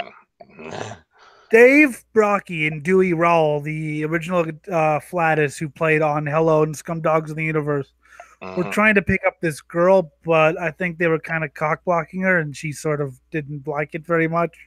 So she leaves, and they all blamed each other. So, Dewey had way too much to drink and started puking in a bucket. And Dave says very loudly, "I have to piss." And so he pisses on the bucket that Dave's puking in, or that Dewey's puking in. Dewey gets his revenge by rubbing his dick on Dave's lips while he was sleeping. Welcome to the world of Guar. That's just such a rock star moment. See, that's how you be a rock star. Another time, I heard the guy from Dragon Force. Whatever he'd say, but he was so drunk he thought he was in the bathroom, but he was in his drummer's bunk and he pissed all over. Oh God! I would hate to. It was like right after my first college frat party, and I got annihilated. Like I had never up until that point, I'd never drank that much in my life. Later I would drink a hell of a lot more, but that moment I'd never drank that much in my entire life. And there were Jello shots and other things I was just doing, just crazy. And I get back to my room somehow. And this is after I found out that we had the all-you-can-eat buffet at the one dining hall. And I've stocked up on a bunch of Chinese food that's still in my stomach, along with all this alcohol. And I'm lying on my back going to sleep. And then I wake up. And the first thing that happens is I puke all over myself. So I try to rush to the bathroom, but as I get out of bed, all I could do is slump and fall face first on the floor. And the moment I hit the floor, it hits my gut, which makes me vomit again all over the place. Then I go to push myself up off the ground, and as I'm doing that, the motion makes me sick, and I vomit again. But now I don't feel sick anymore. So, with the floor and myself coated in vomit, I just roll right back in bed and pass out. Then I wake up the very next day, and my roommate left a note saying, "Clean up your fucking mess." I'll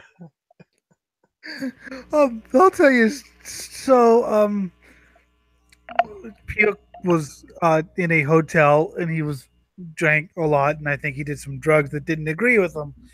Anyway, he decided to he needed to puke, but he was so fucked up he did not know where he was. But he found a thing with a lid on it, and he thought, "I think it's a trash can."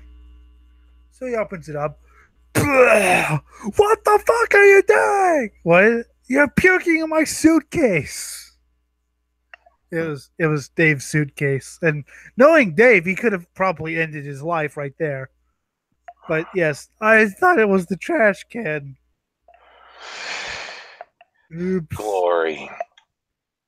See, these are the people you need to hang out with. Yes. Let polite society burn and go away. Because, there's another side of polite society. There's nothing wrong with 9-year-old drag queens if there's nothing wrong with sodomy. I don't really think there's anything wrong with 9-year-old drag queens, but whatever. The whole thing is they're pretty much destroying the kid's life by putting him in the spotlight and forcing the choice on him as opposed to, the kid finding it in their own. Or, the 9-year-old just regular. I mean, the kid probably just got curious, dressed up like a girl. And his parents like, "Oh my God, that's so awesome! We're gonna make so many brownie points." Yeah, it depends. I mean, whatever. It's just I do know some kids who actually went through something like that and actually made a decision that they were born in the wrong gender, which is good because they got it before puberty and actually fucking.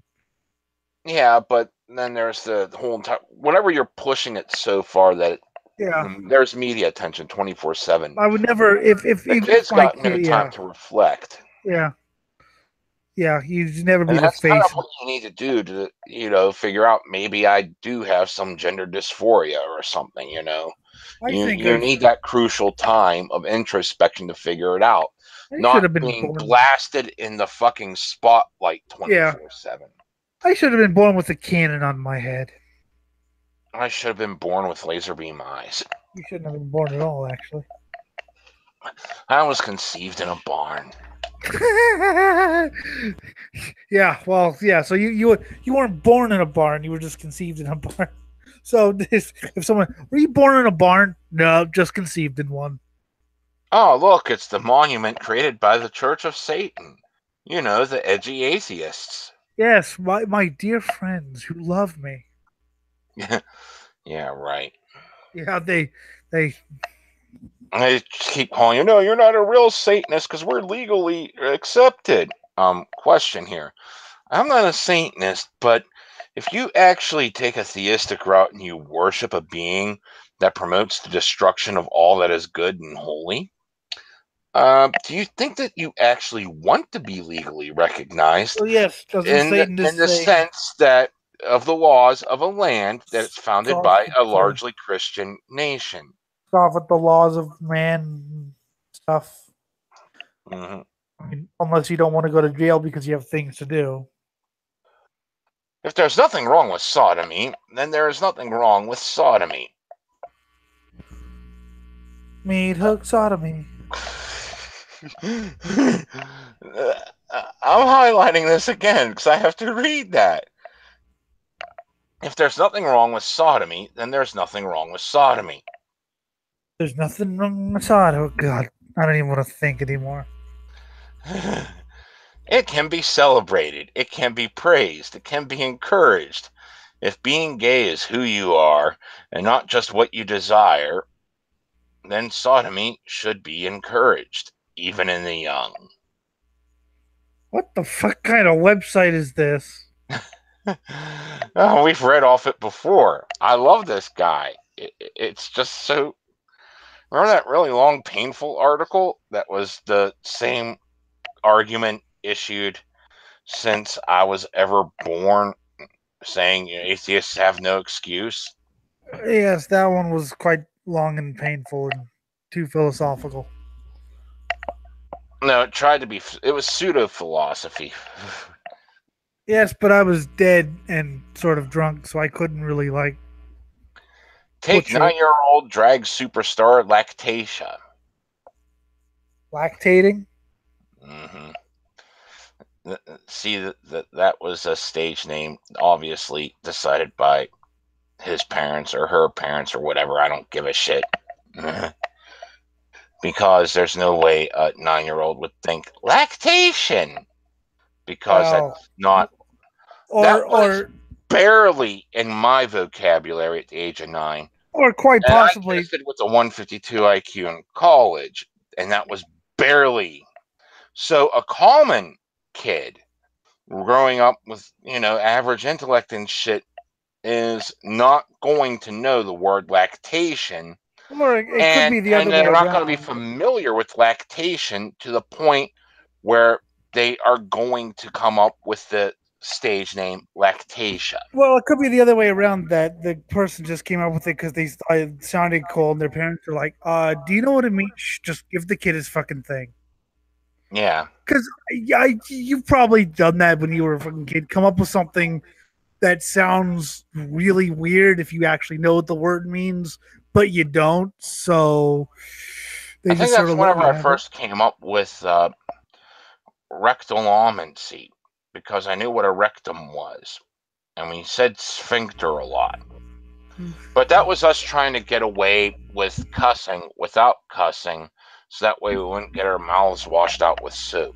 And we started to learn the actual names of shit, so that way we could say sphincter instead of asshole.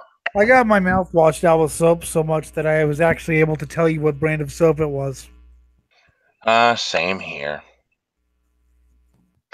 Who was seen touting for RuPaul's Drag Con, sporting a balloon emblazoned with uplifting message, "Eat a dick." Eat a dick. Hey, why not? If it isn't as if little Lactatia was actually doing it. He was just recommending it. You can't complain. Are you some kind of homophobe? You're having a 9-year-old kid say "eat a dick." That's what my 9-year-old friends told me. I mean, yeah, that's something 9-year-olds do all the time, and half the time they don't even know what it means. And the other half, when they do, they just laugh maniacally. And it has a totally different non-sexual meaning for them until they realize what the fuck sex is. I remember fucking. I used to say that little cow sucker because it made sense that someone would suck a cow when you're 4. No, cock sucker. Yay. If there's nothing wrong with sodomy, then there's nothing wrong with kids having a spot of fun about it. Caligula. Please fuck. Paranoia.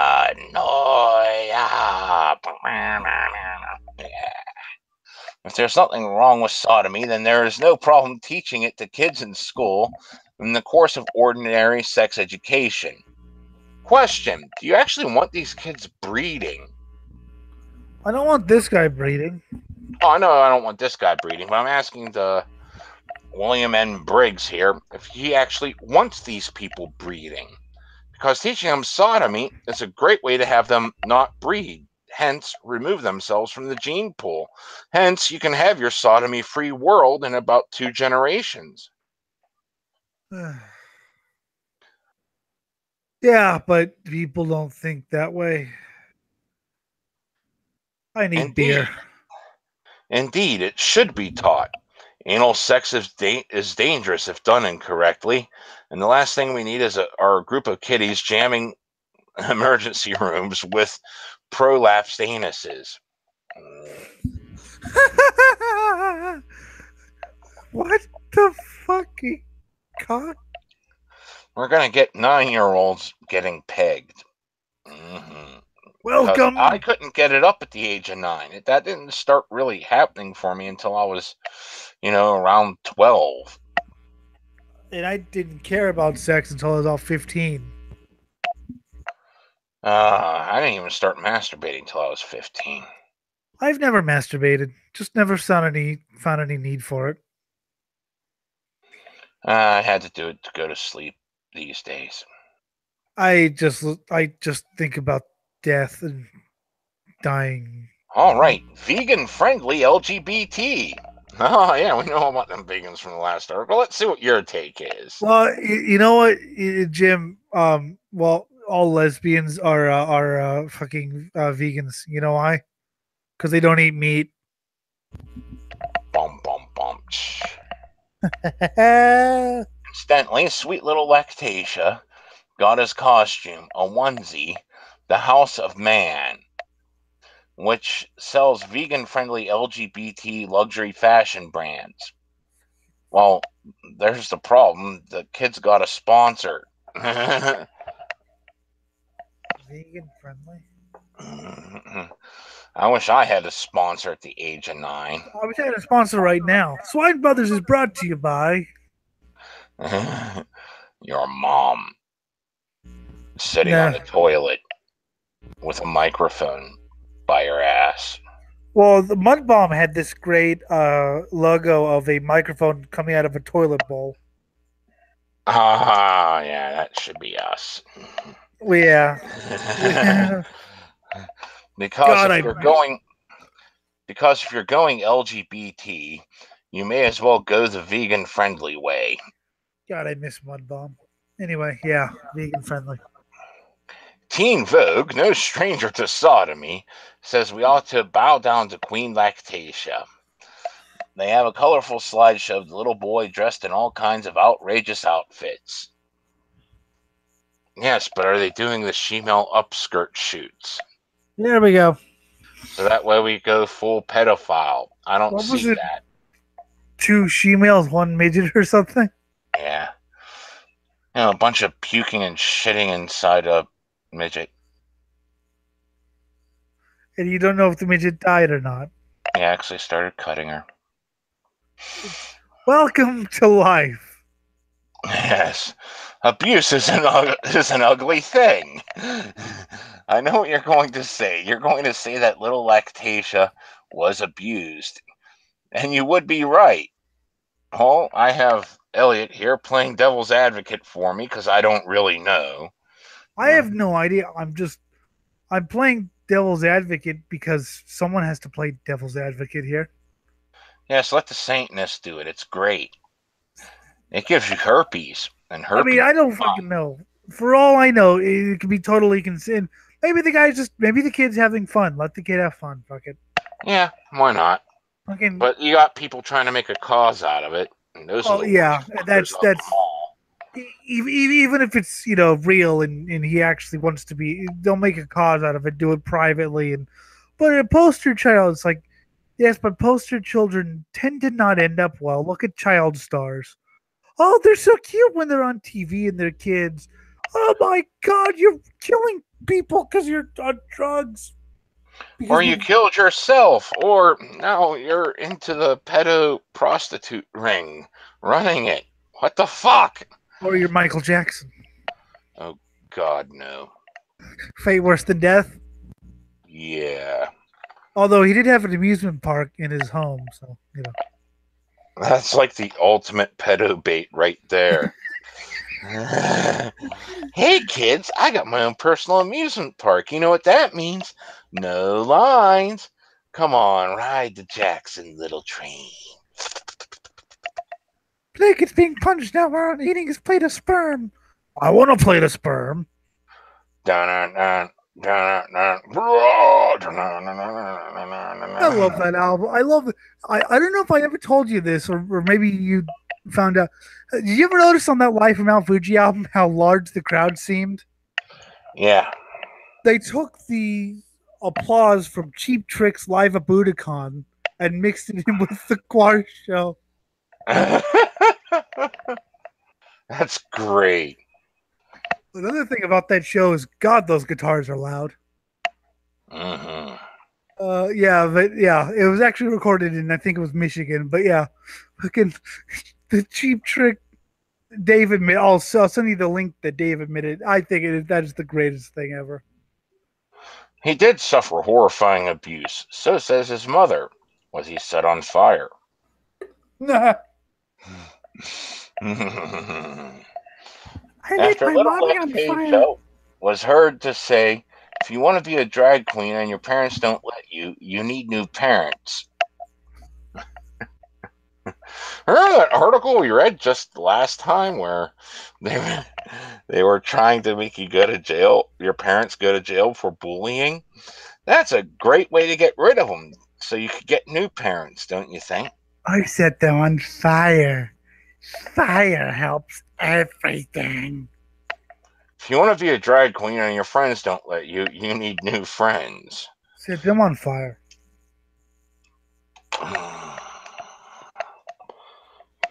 I mean, I agree. Do whatever you want. Whatever. A horrifying flood of threats and abuse on social media was unleashed. Why is a 9-year-old on social media? That's because the parents need a babysitter, so that way they could do all their cocaine and hookers. Yeah, it's just but still have the little brat there, so that way they could say, "Look at my little accessory here! Isn't she adorable?" Yes. She's got a cock and balls, and I lift up the skirt and say, "See, want to pay $50?" Okay. I ranted about that on the last show about fucking people and kids. Basically, here's your your iPad now. Fucking fuck off, kid. I don't want to spend time with you or anything. The Pro Sodomy magazine out said little Lactatia was bullied by conservatives. Out said conservatives can work themselves into frenzy all they want, but little Lactatia is just going to keep shining and sashaying past the bullying. Fine, And why even care about it? Yeah, whatever. Out categorized its article under the tag pornography.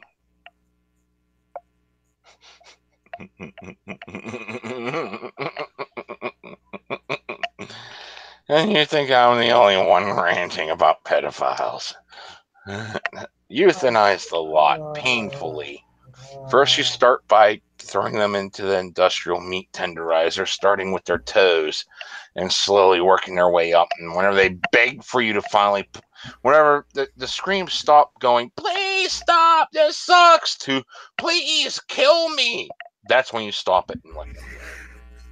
Do you remember the Cannibal Corpse album, Tomb of the Mutilated, obviously? Mm-hmm. And the song Necropedophile.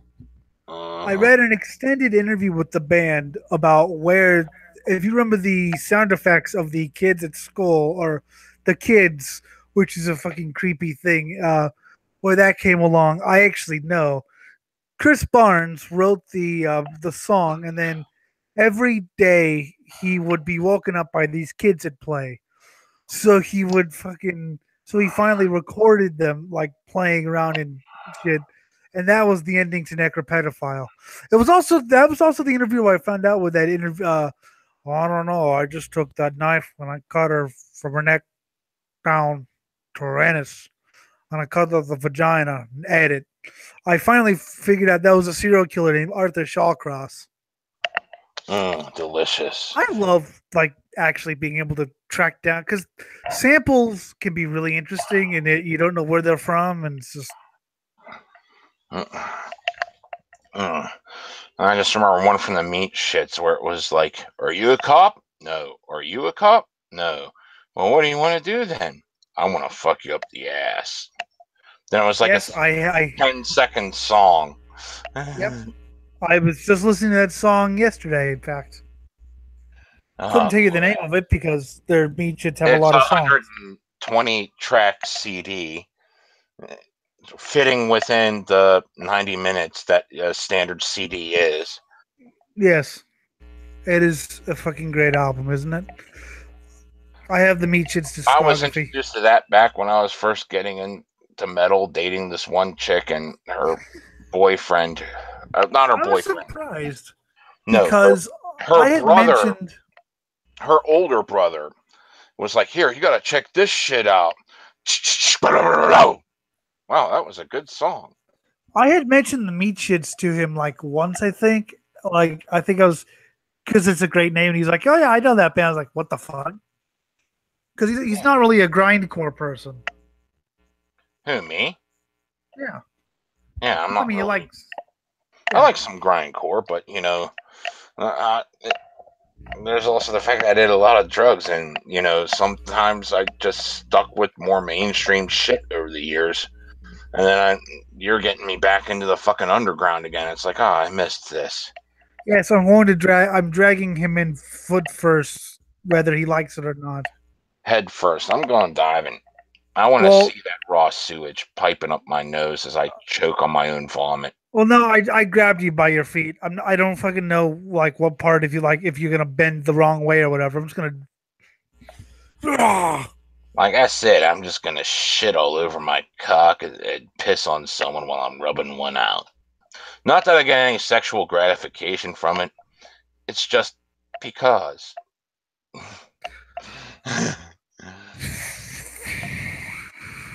And there's nothing wrong with clicking to read the rest. Well, I'm not going to. I just like the way you're trying to frame this. I'm stuck at shitting on someone as you rub one out. No, shitting on my own cock and balls while I'm pissing on someone and rubbing one out at the same time. Which is impossible. Exactly. I'm going to have to stop pissing before I get anywhere near any gratification. That's a lot of orifice. Like,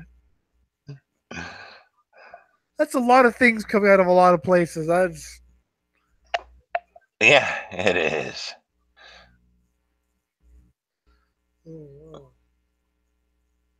okay. Well, Yeah. I think we should do one more, at least. let's do one more. What Antifa has to do with high school English? What?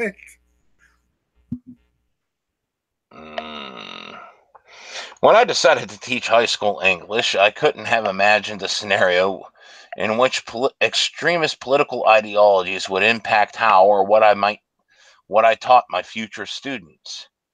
But times have changed. They shouldn't have. You should have stood your ground and let them fire you, then go on protesting. Yes. And there's a lot of these things where I see people whining that are protesting because they're spoiled little brats. When it comes down to saying, dude, you're telling me how to run my life, government? Fuck you. I'm for that. Don't force the government to tell other people how to run their lives, which is what most of these crying whine babies are. Going out there lying in front of fucking meat aisles. It's not even a meat aisle, it's just a fucking standard dairy aisle. But somehow milk kills cows. Yes. That's just fucking bullshit there. But whenever the government comes in to tell you how to run your life, you should be protesting that. Government should not tell you how to run your life. Unless it's my government telling you how to run your life. But my government, murder would be legal, so. Yes, but I can't vote for you because you're not me. You already did vote for me. That's true. Figure it out, someone. Along with that time we were spending talking about my new religion using Jack Chick tracts.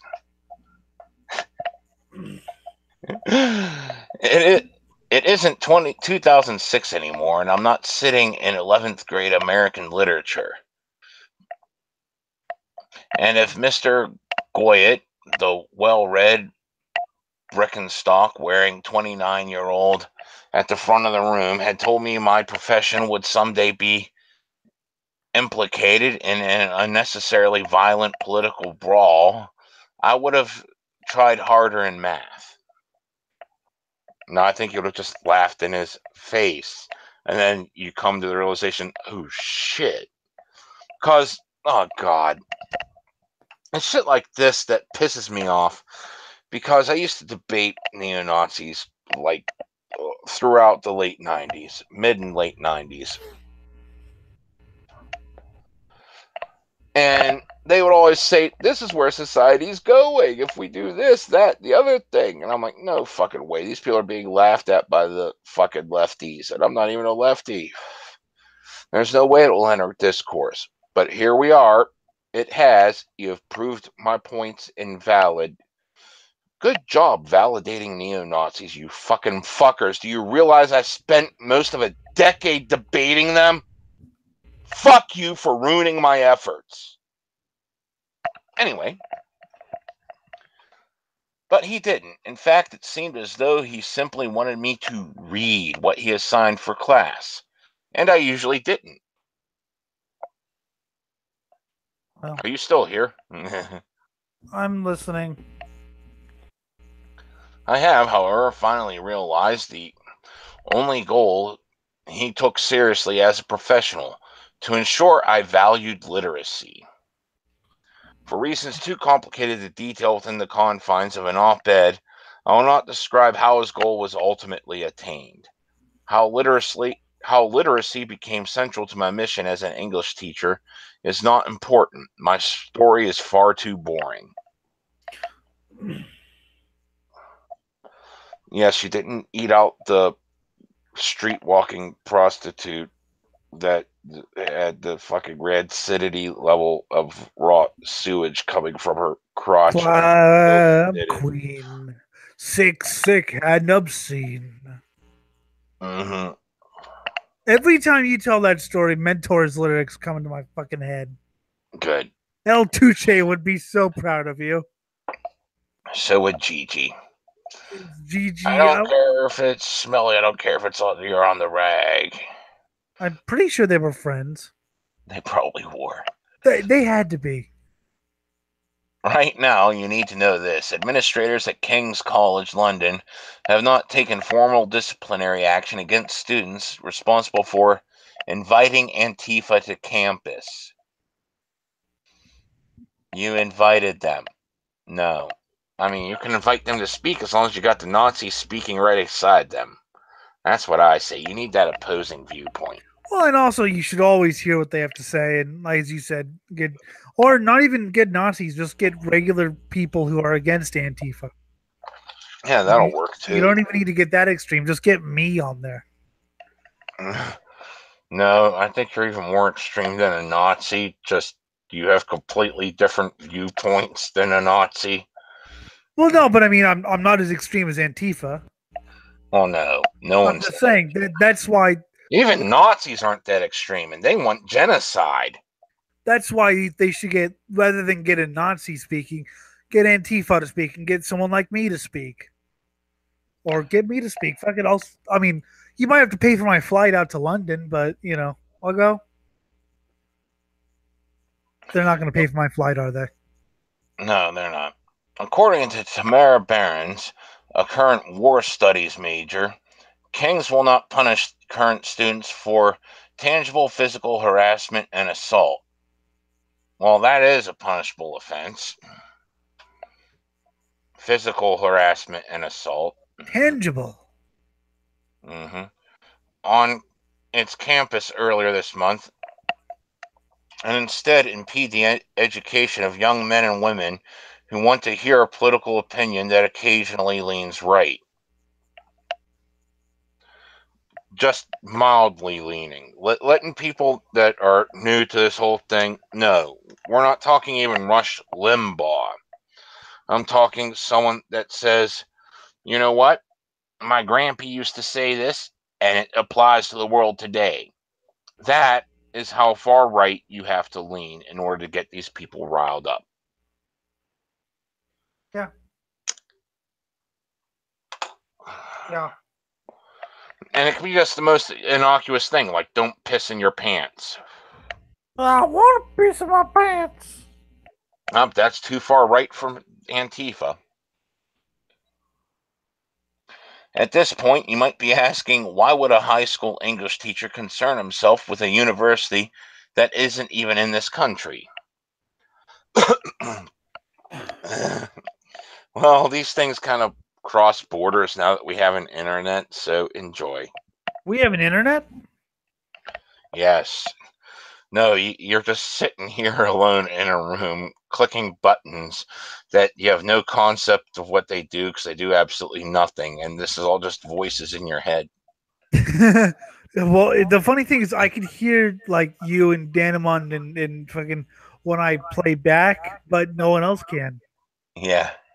Everyone's like, "Who are you talking to?" And the thing is, the buttons don't even work that you're pressing.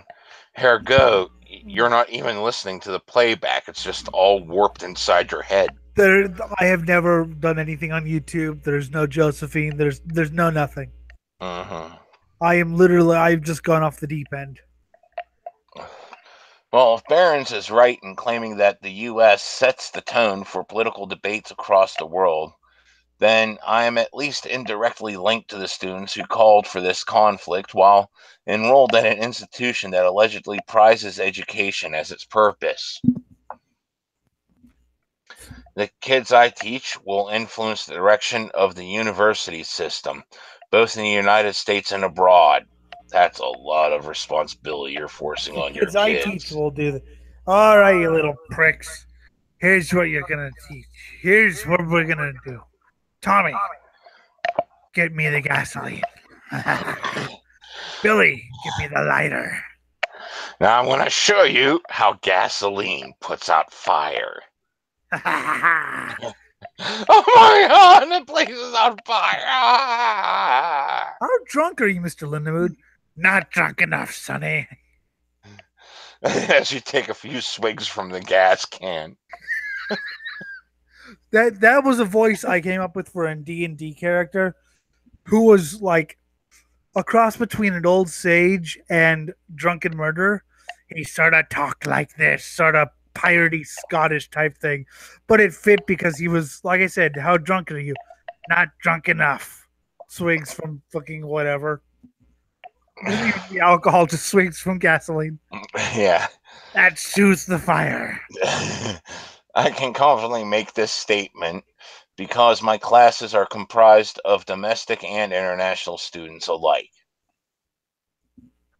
Primarily, what disturbs me is Barron's claim that members of Antifa have followed in Stalin's linguistic footsteps, using the term fascist as well as the more contemporary term alt-right to silence their political opponents and instigate violence. Not like this is anything fucking new.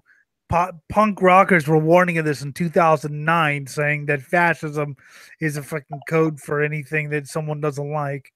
This is nothing new. It's just finally gone to mainstream rather than those weirdos with the long hair or short hair, whatever. Or spiked hair in rainbow unicorn fashion that liked eating people.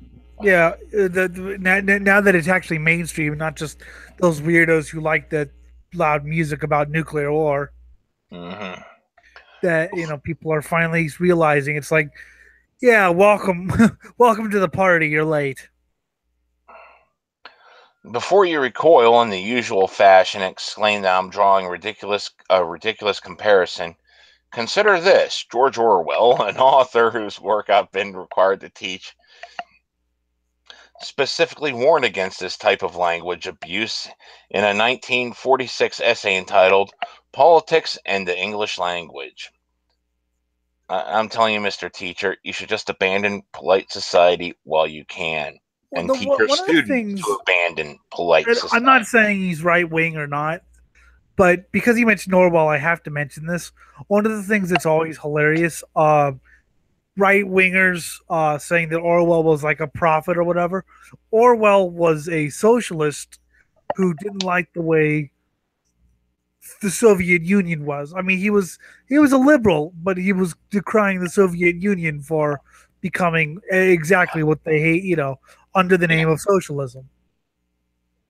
Mm-hmm. But it's just funny. Like Ian Stewart was saying that Orwell was like a prophet. I was like, you realize George Orwell thought you were like a moron, right? Yeah, exactly. Or what if if he knew you thought Hitler was a moron as much as Stalin? Mm-hmm. But no, Ian Stewart was not the smartest tool in the shed. Nope. Very few are. But he made some decent music. Uh-huh. Now, at the risk of getting too in depth amid the post-fact era, I love post-fact. We don't need no stinking facts. It's all about what I think. We don't need no facts. Facts. We don't need no stinking facts, eh? You see, if I murder 65 trillion people and I go on trial for said massacre, I'm just going to say we live in a post-fact era. Therefore, I did not do that. But you actually didn't murder 65 trillion people and you're not even on trial. All you did was open up a cereal box because it's post-fact era, so nothing actually happened. There we go. Especially because there aren't 65 million people in the world. 65 trillion, I mean. Allow me to highlight a particularly clairvoyant passage. The word fascism has now no meaning except in so far as it signifies something not desirable. He continues asserting that words of this kind are often used in a consciously dishonest way. Yeah. Mm-hmm. Just like the word racist, communist, everything else. And the word, well, we are filth, so that's not used in a dishonest way. That's just descriptive. Swine Brothers is filth. Is the sewer of the internet. Sewer of for some reason. Okay, we're not the sewer itself. We just live in the sewer of the internet. Yes, we are the gateway to the sewer. Yeah, there's worse out there than us. That's There's much worse something. out there than us because we can actually be found on Google. Hmm. There's things that can't be found on Google. Which are so awesome. Yes, although you might need a freaking VPN for. Cause, And to go through about 16 different proxies so that your government doesn't automatically arrest you for glancing at one sentence. yes, and And also we're talking about the U.S., which has the First Amendment, not those European nations with those hate speech laws. well, and also some people can't find you and fucking kill you Uh-huh. because But God, those stories are awesome. Yes. Mm. Now, if my students, whether present or past, consciously use the English language in a dishonest way, I have in some way failed them as an educator. But if their dishonest use of language is unconscious, I will have failed them in an entirely more comprehensive fashion. For if a student passes a high school English while unconsciously using the language, i.e., reading it, writing it, listening to it, and speaking it, the teacher must have been negligent, lazy, or a combination of the two. I've never had a desire to be either. Instead, I push students to value precision in their use of language. Yes. Can they properly use the word ironic? No. I can barely use it properly. Yeah, I know. To be clear, it is not my belief that every current Antifa member is conscious of the ways in which they misrepresent their adversaries based on the words they use. I simply don't believe that they've taken the time to investigate whether or not their accusations are true. Hint, it's a fucking personality cult kind of complex. So that way they can all be the popular cool kids in school. So there's no need to use anything properly because you're just trying to be the cool kids. Yep. And now a campus security officer has been injured and more university property has been damaged. All that this latest campus insanity tells us is that the power of a 72-year-old essay should never be overlooked. Yes. Yay, let's misuse language. Yep. Misusing language is fun. All right, one more. From the dead state.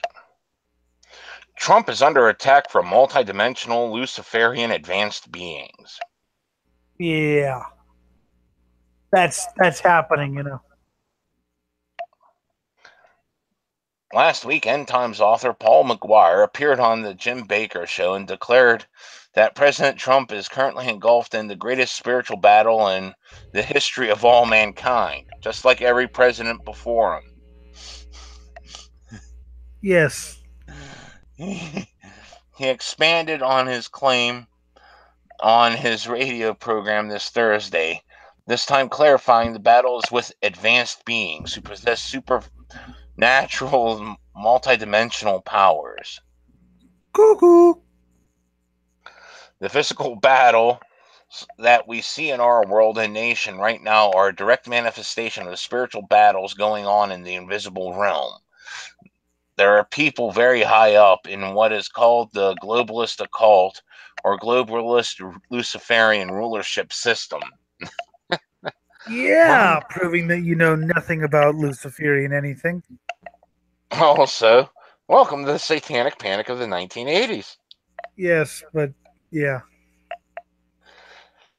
And this rulership system consists of what used to be called the Pharaoh God Kings.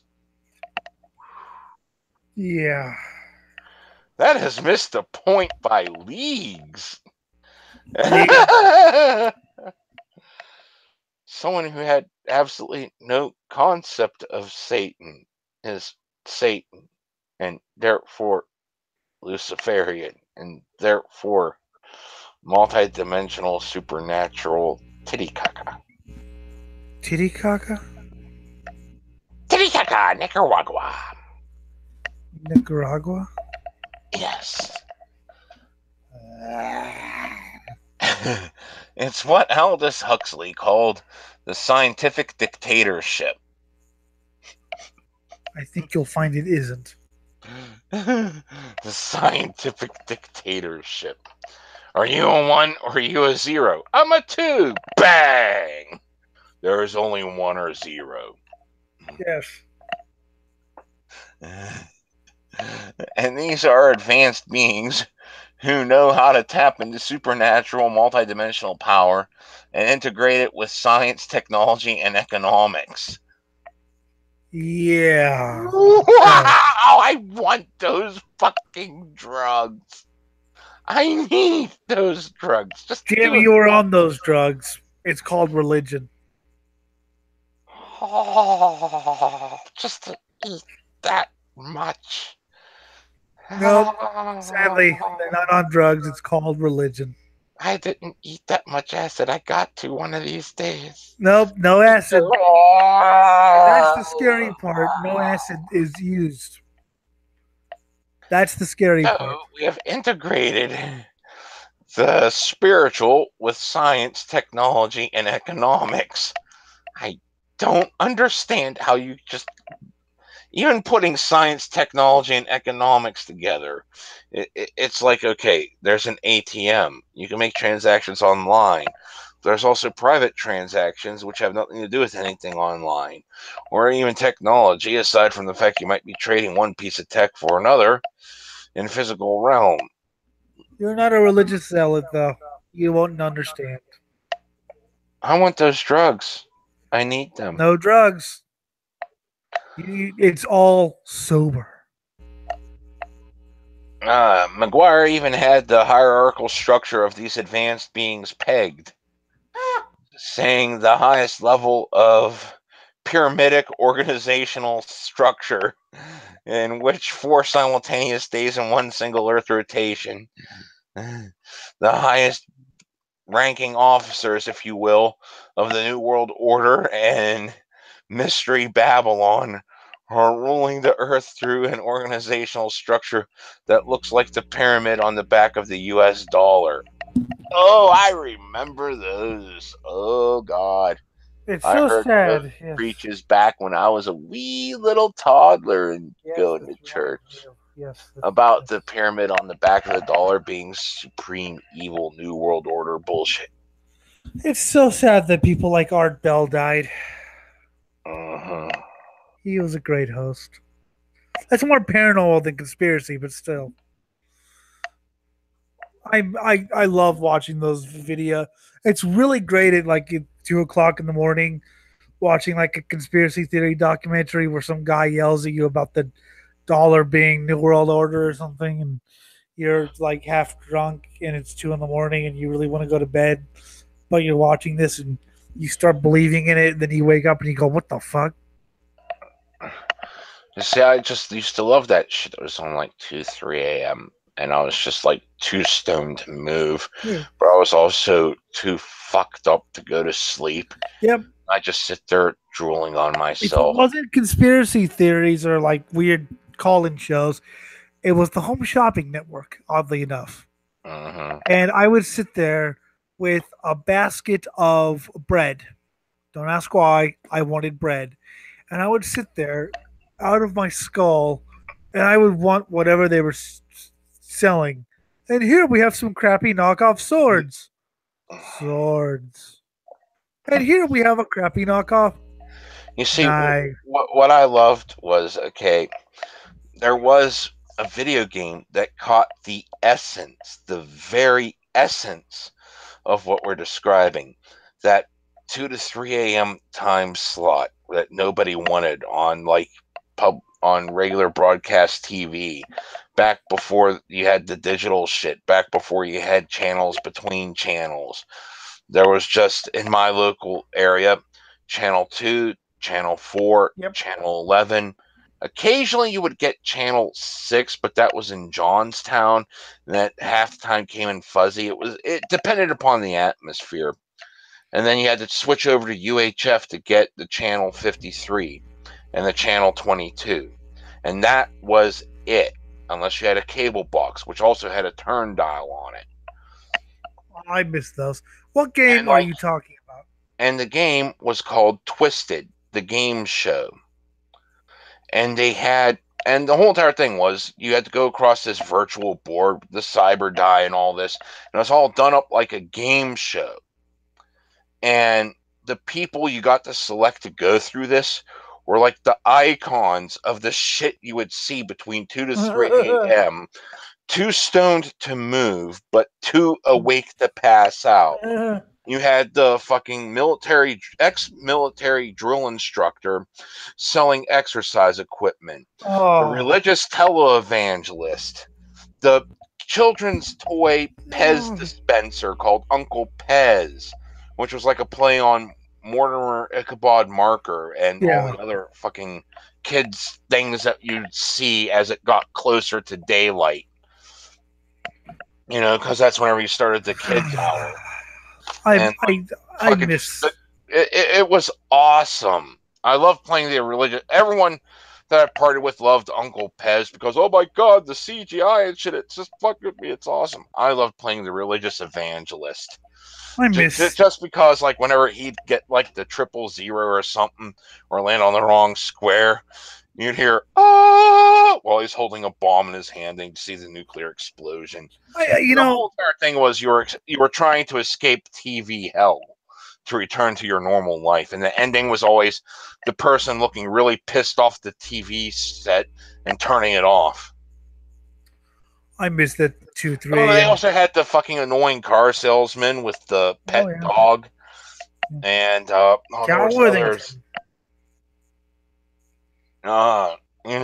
That's in every area at that time. There's at least one used car salesman that would buy the slot, and they go off about their cars and shit, and they always had a pet dog. Just they were all American. Well, no, it's a Cal Worthington homage. Cal Worthington is dog Spot.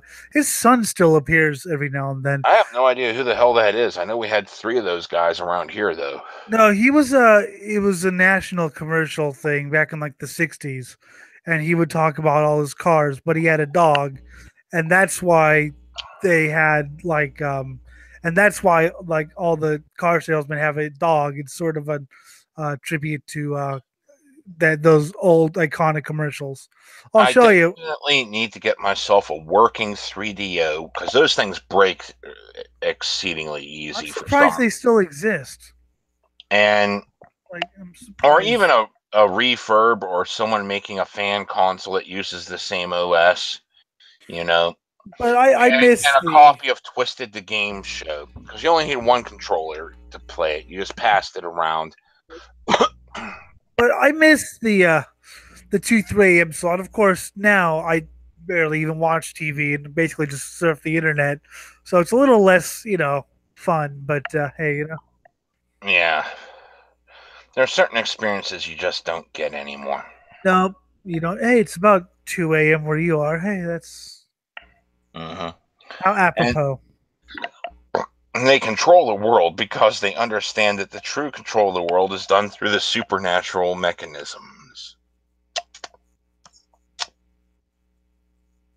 This is glorious. I love it. Yeah. I want that many drugs. I used to do almost that much drugs, but I was not. But you were brainwashed into the religious cult sober. If you had just stuck to it for a few more years and got a few really, really into it and met up with the right doomsday cult people, you'd be saying the exact same thing. Probably. And you would realize that no drugs were involved, and you'd be really fucking disappointed. And then I'd want to do drugs just to see how much further I could destroy my brain. And yes, but you do drugs, and all of a sudden you sober up when you're on drugs. Like, oh shit, I was so insane. I was so insane when I was on on religion.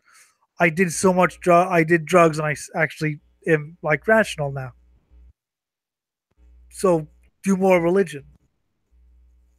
Mm-hmm. That's the message I'm sending to you. Yes, as you should. Oh, God, that's what I got. That is all I've got, too. I have nothing anyway. This has been the Swine Brothers Show, episode 150 for May 28th, 2018. Yes, snort religion anally. You can email us at cosmicgodsdie@gmail.com. Facebook is Swine Brothers, and Twitter is SwineBro666. For the gym, I've been the Elliot, and we have no dogs here, and we have no cars to sell. Good night. I eat pussy like a retard on bath salts.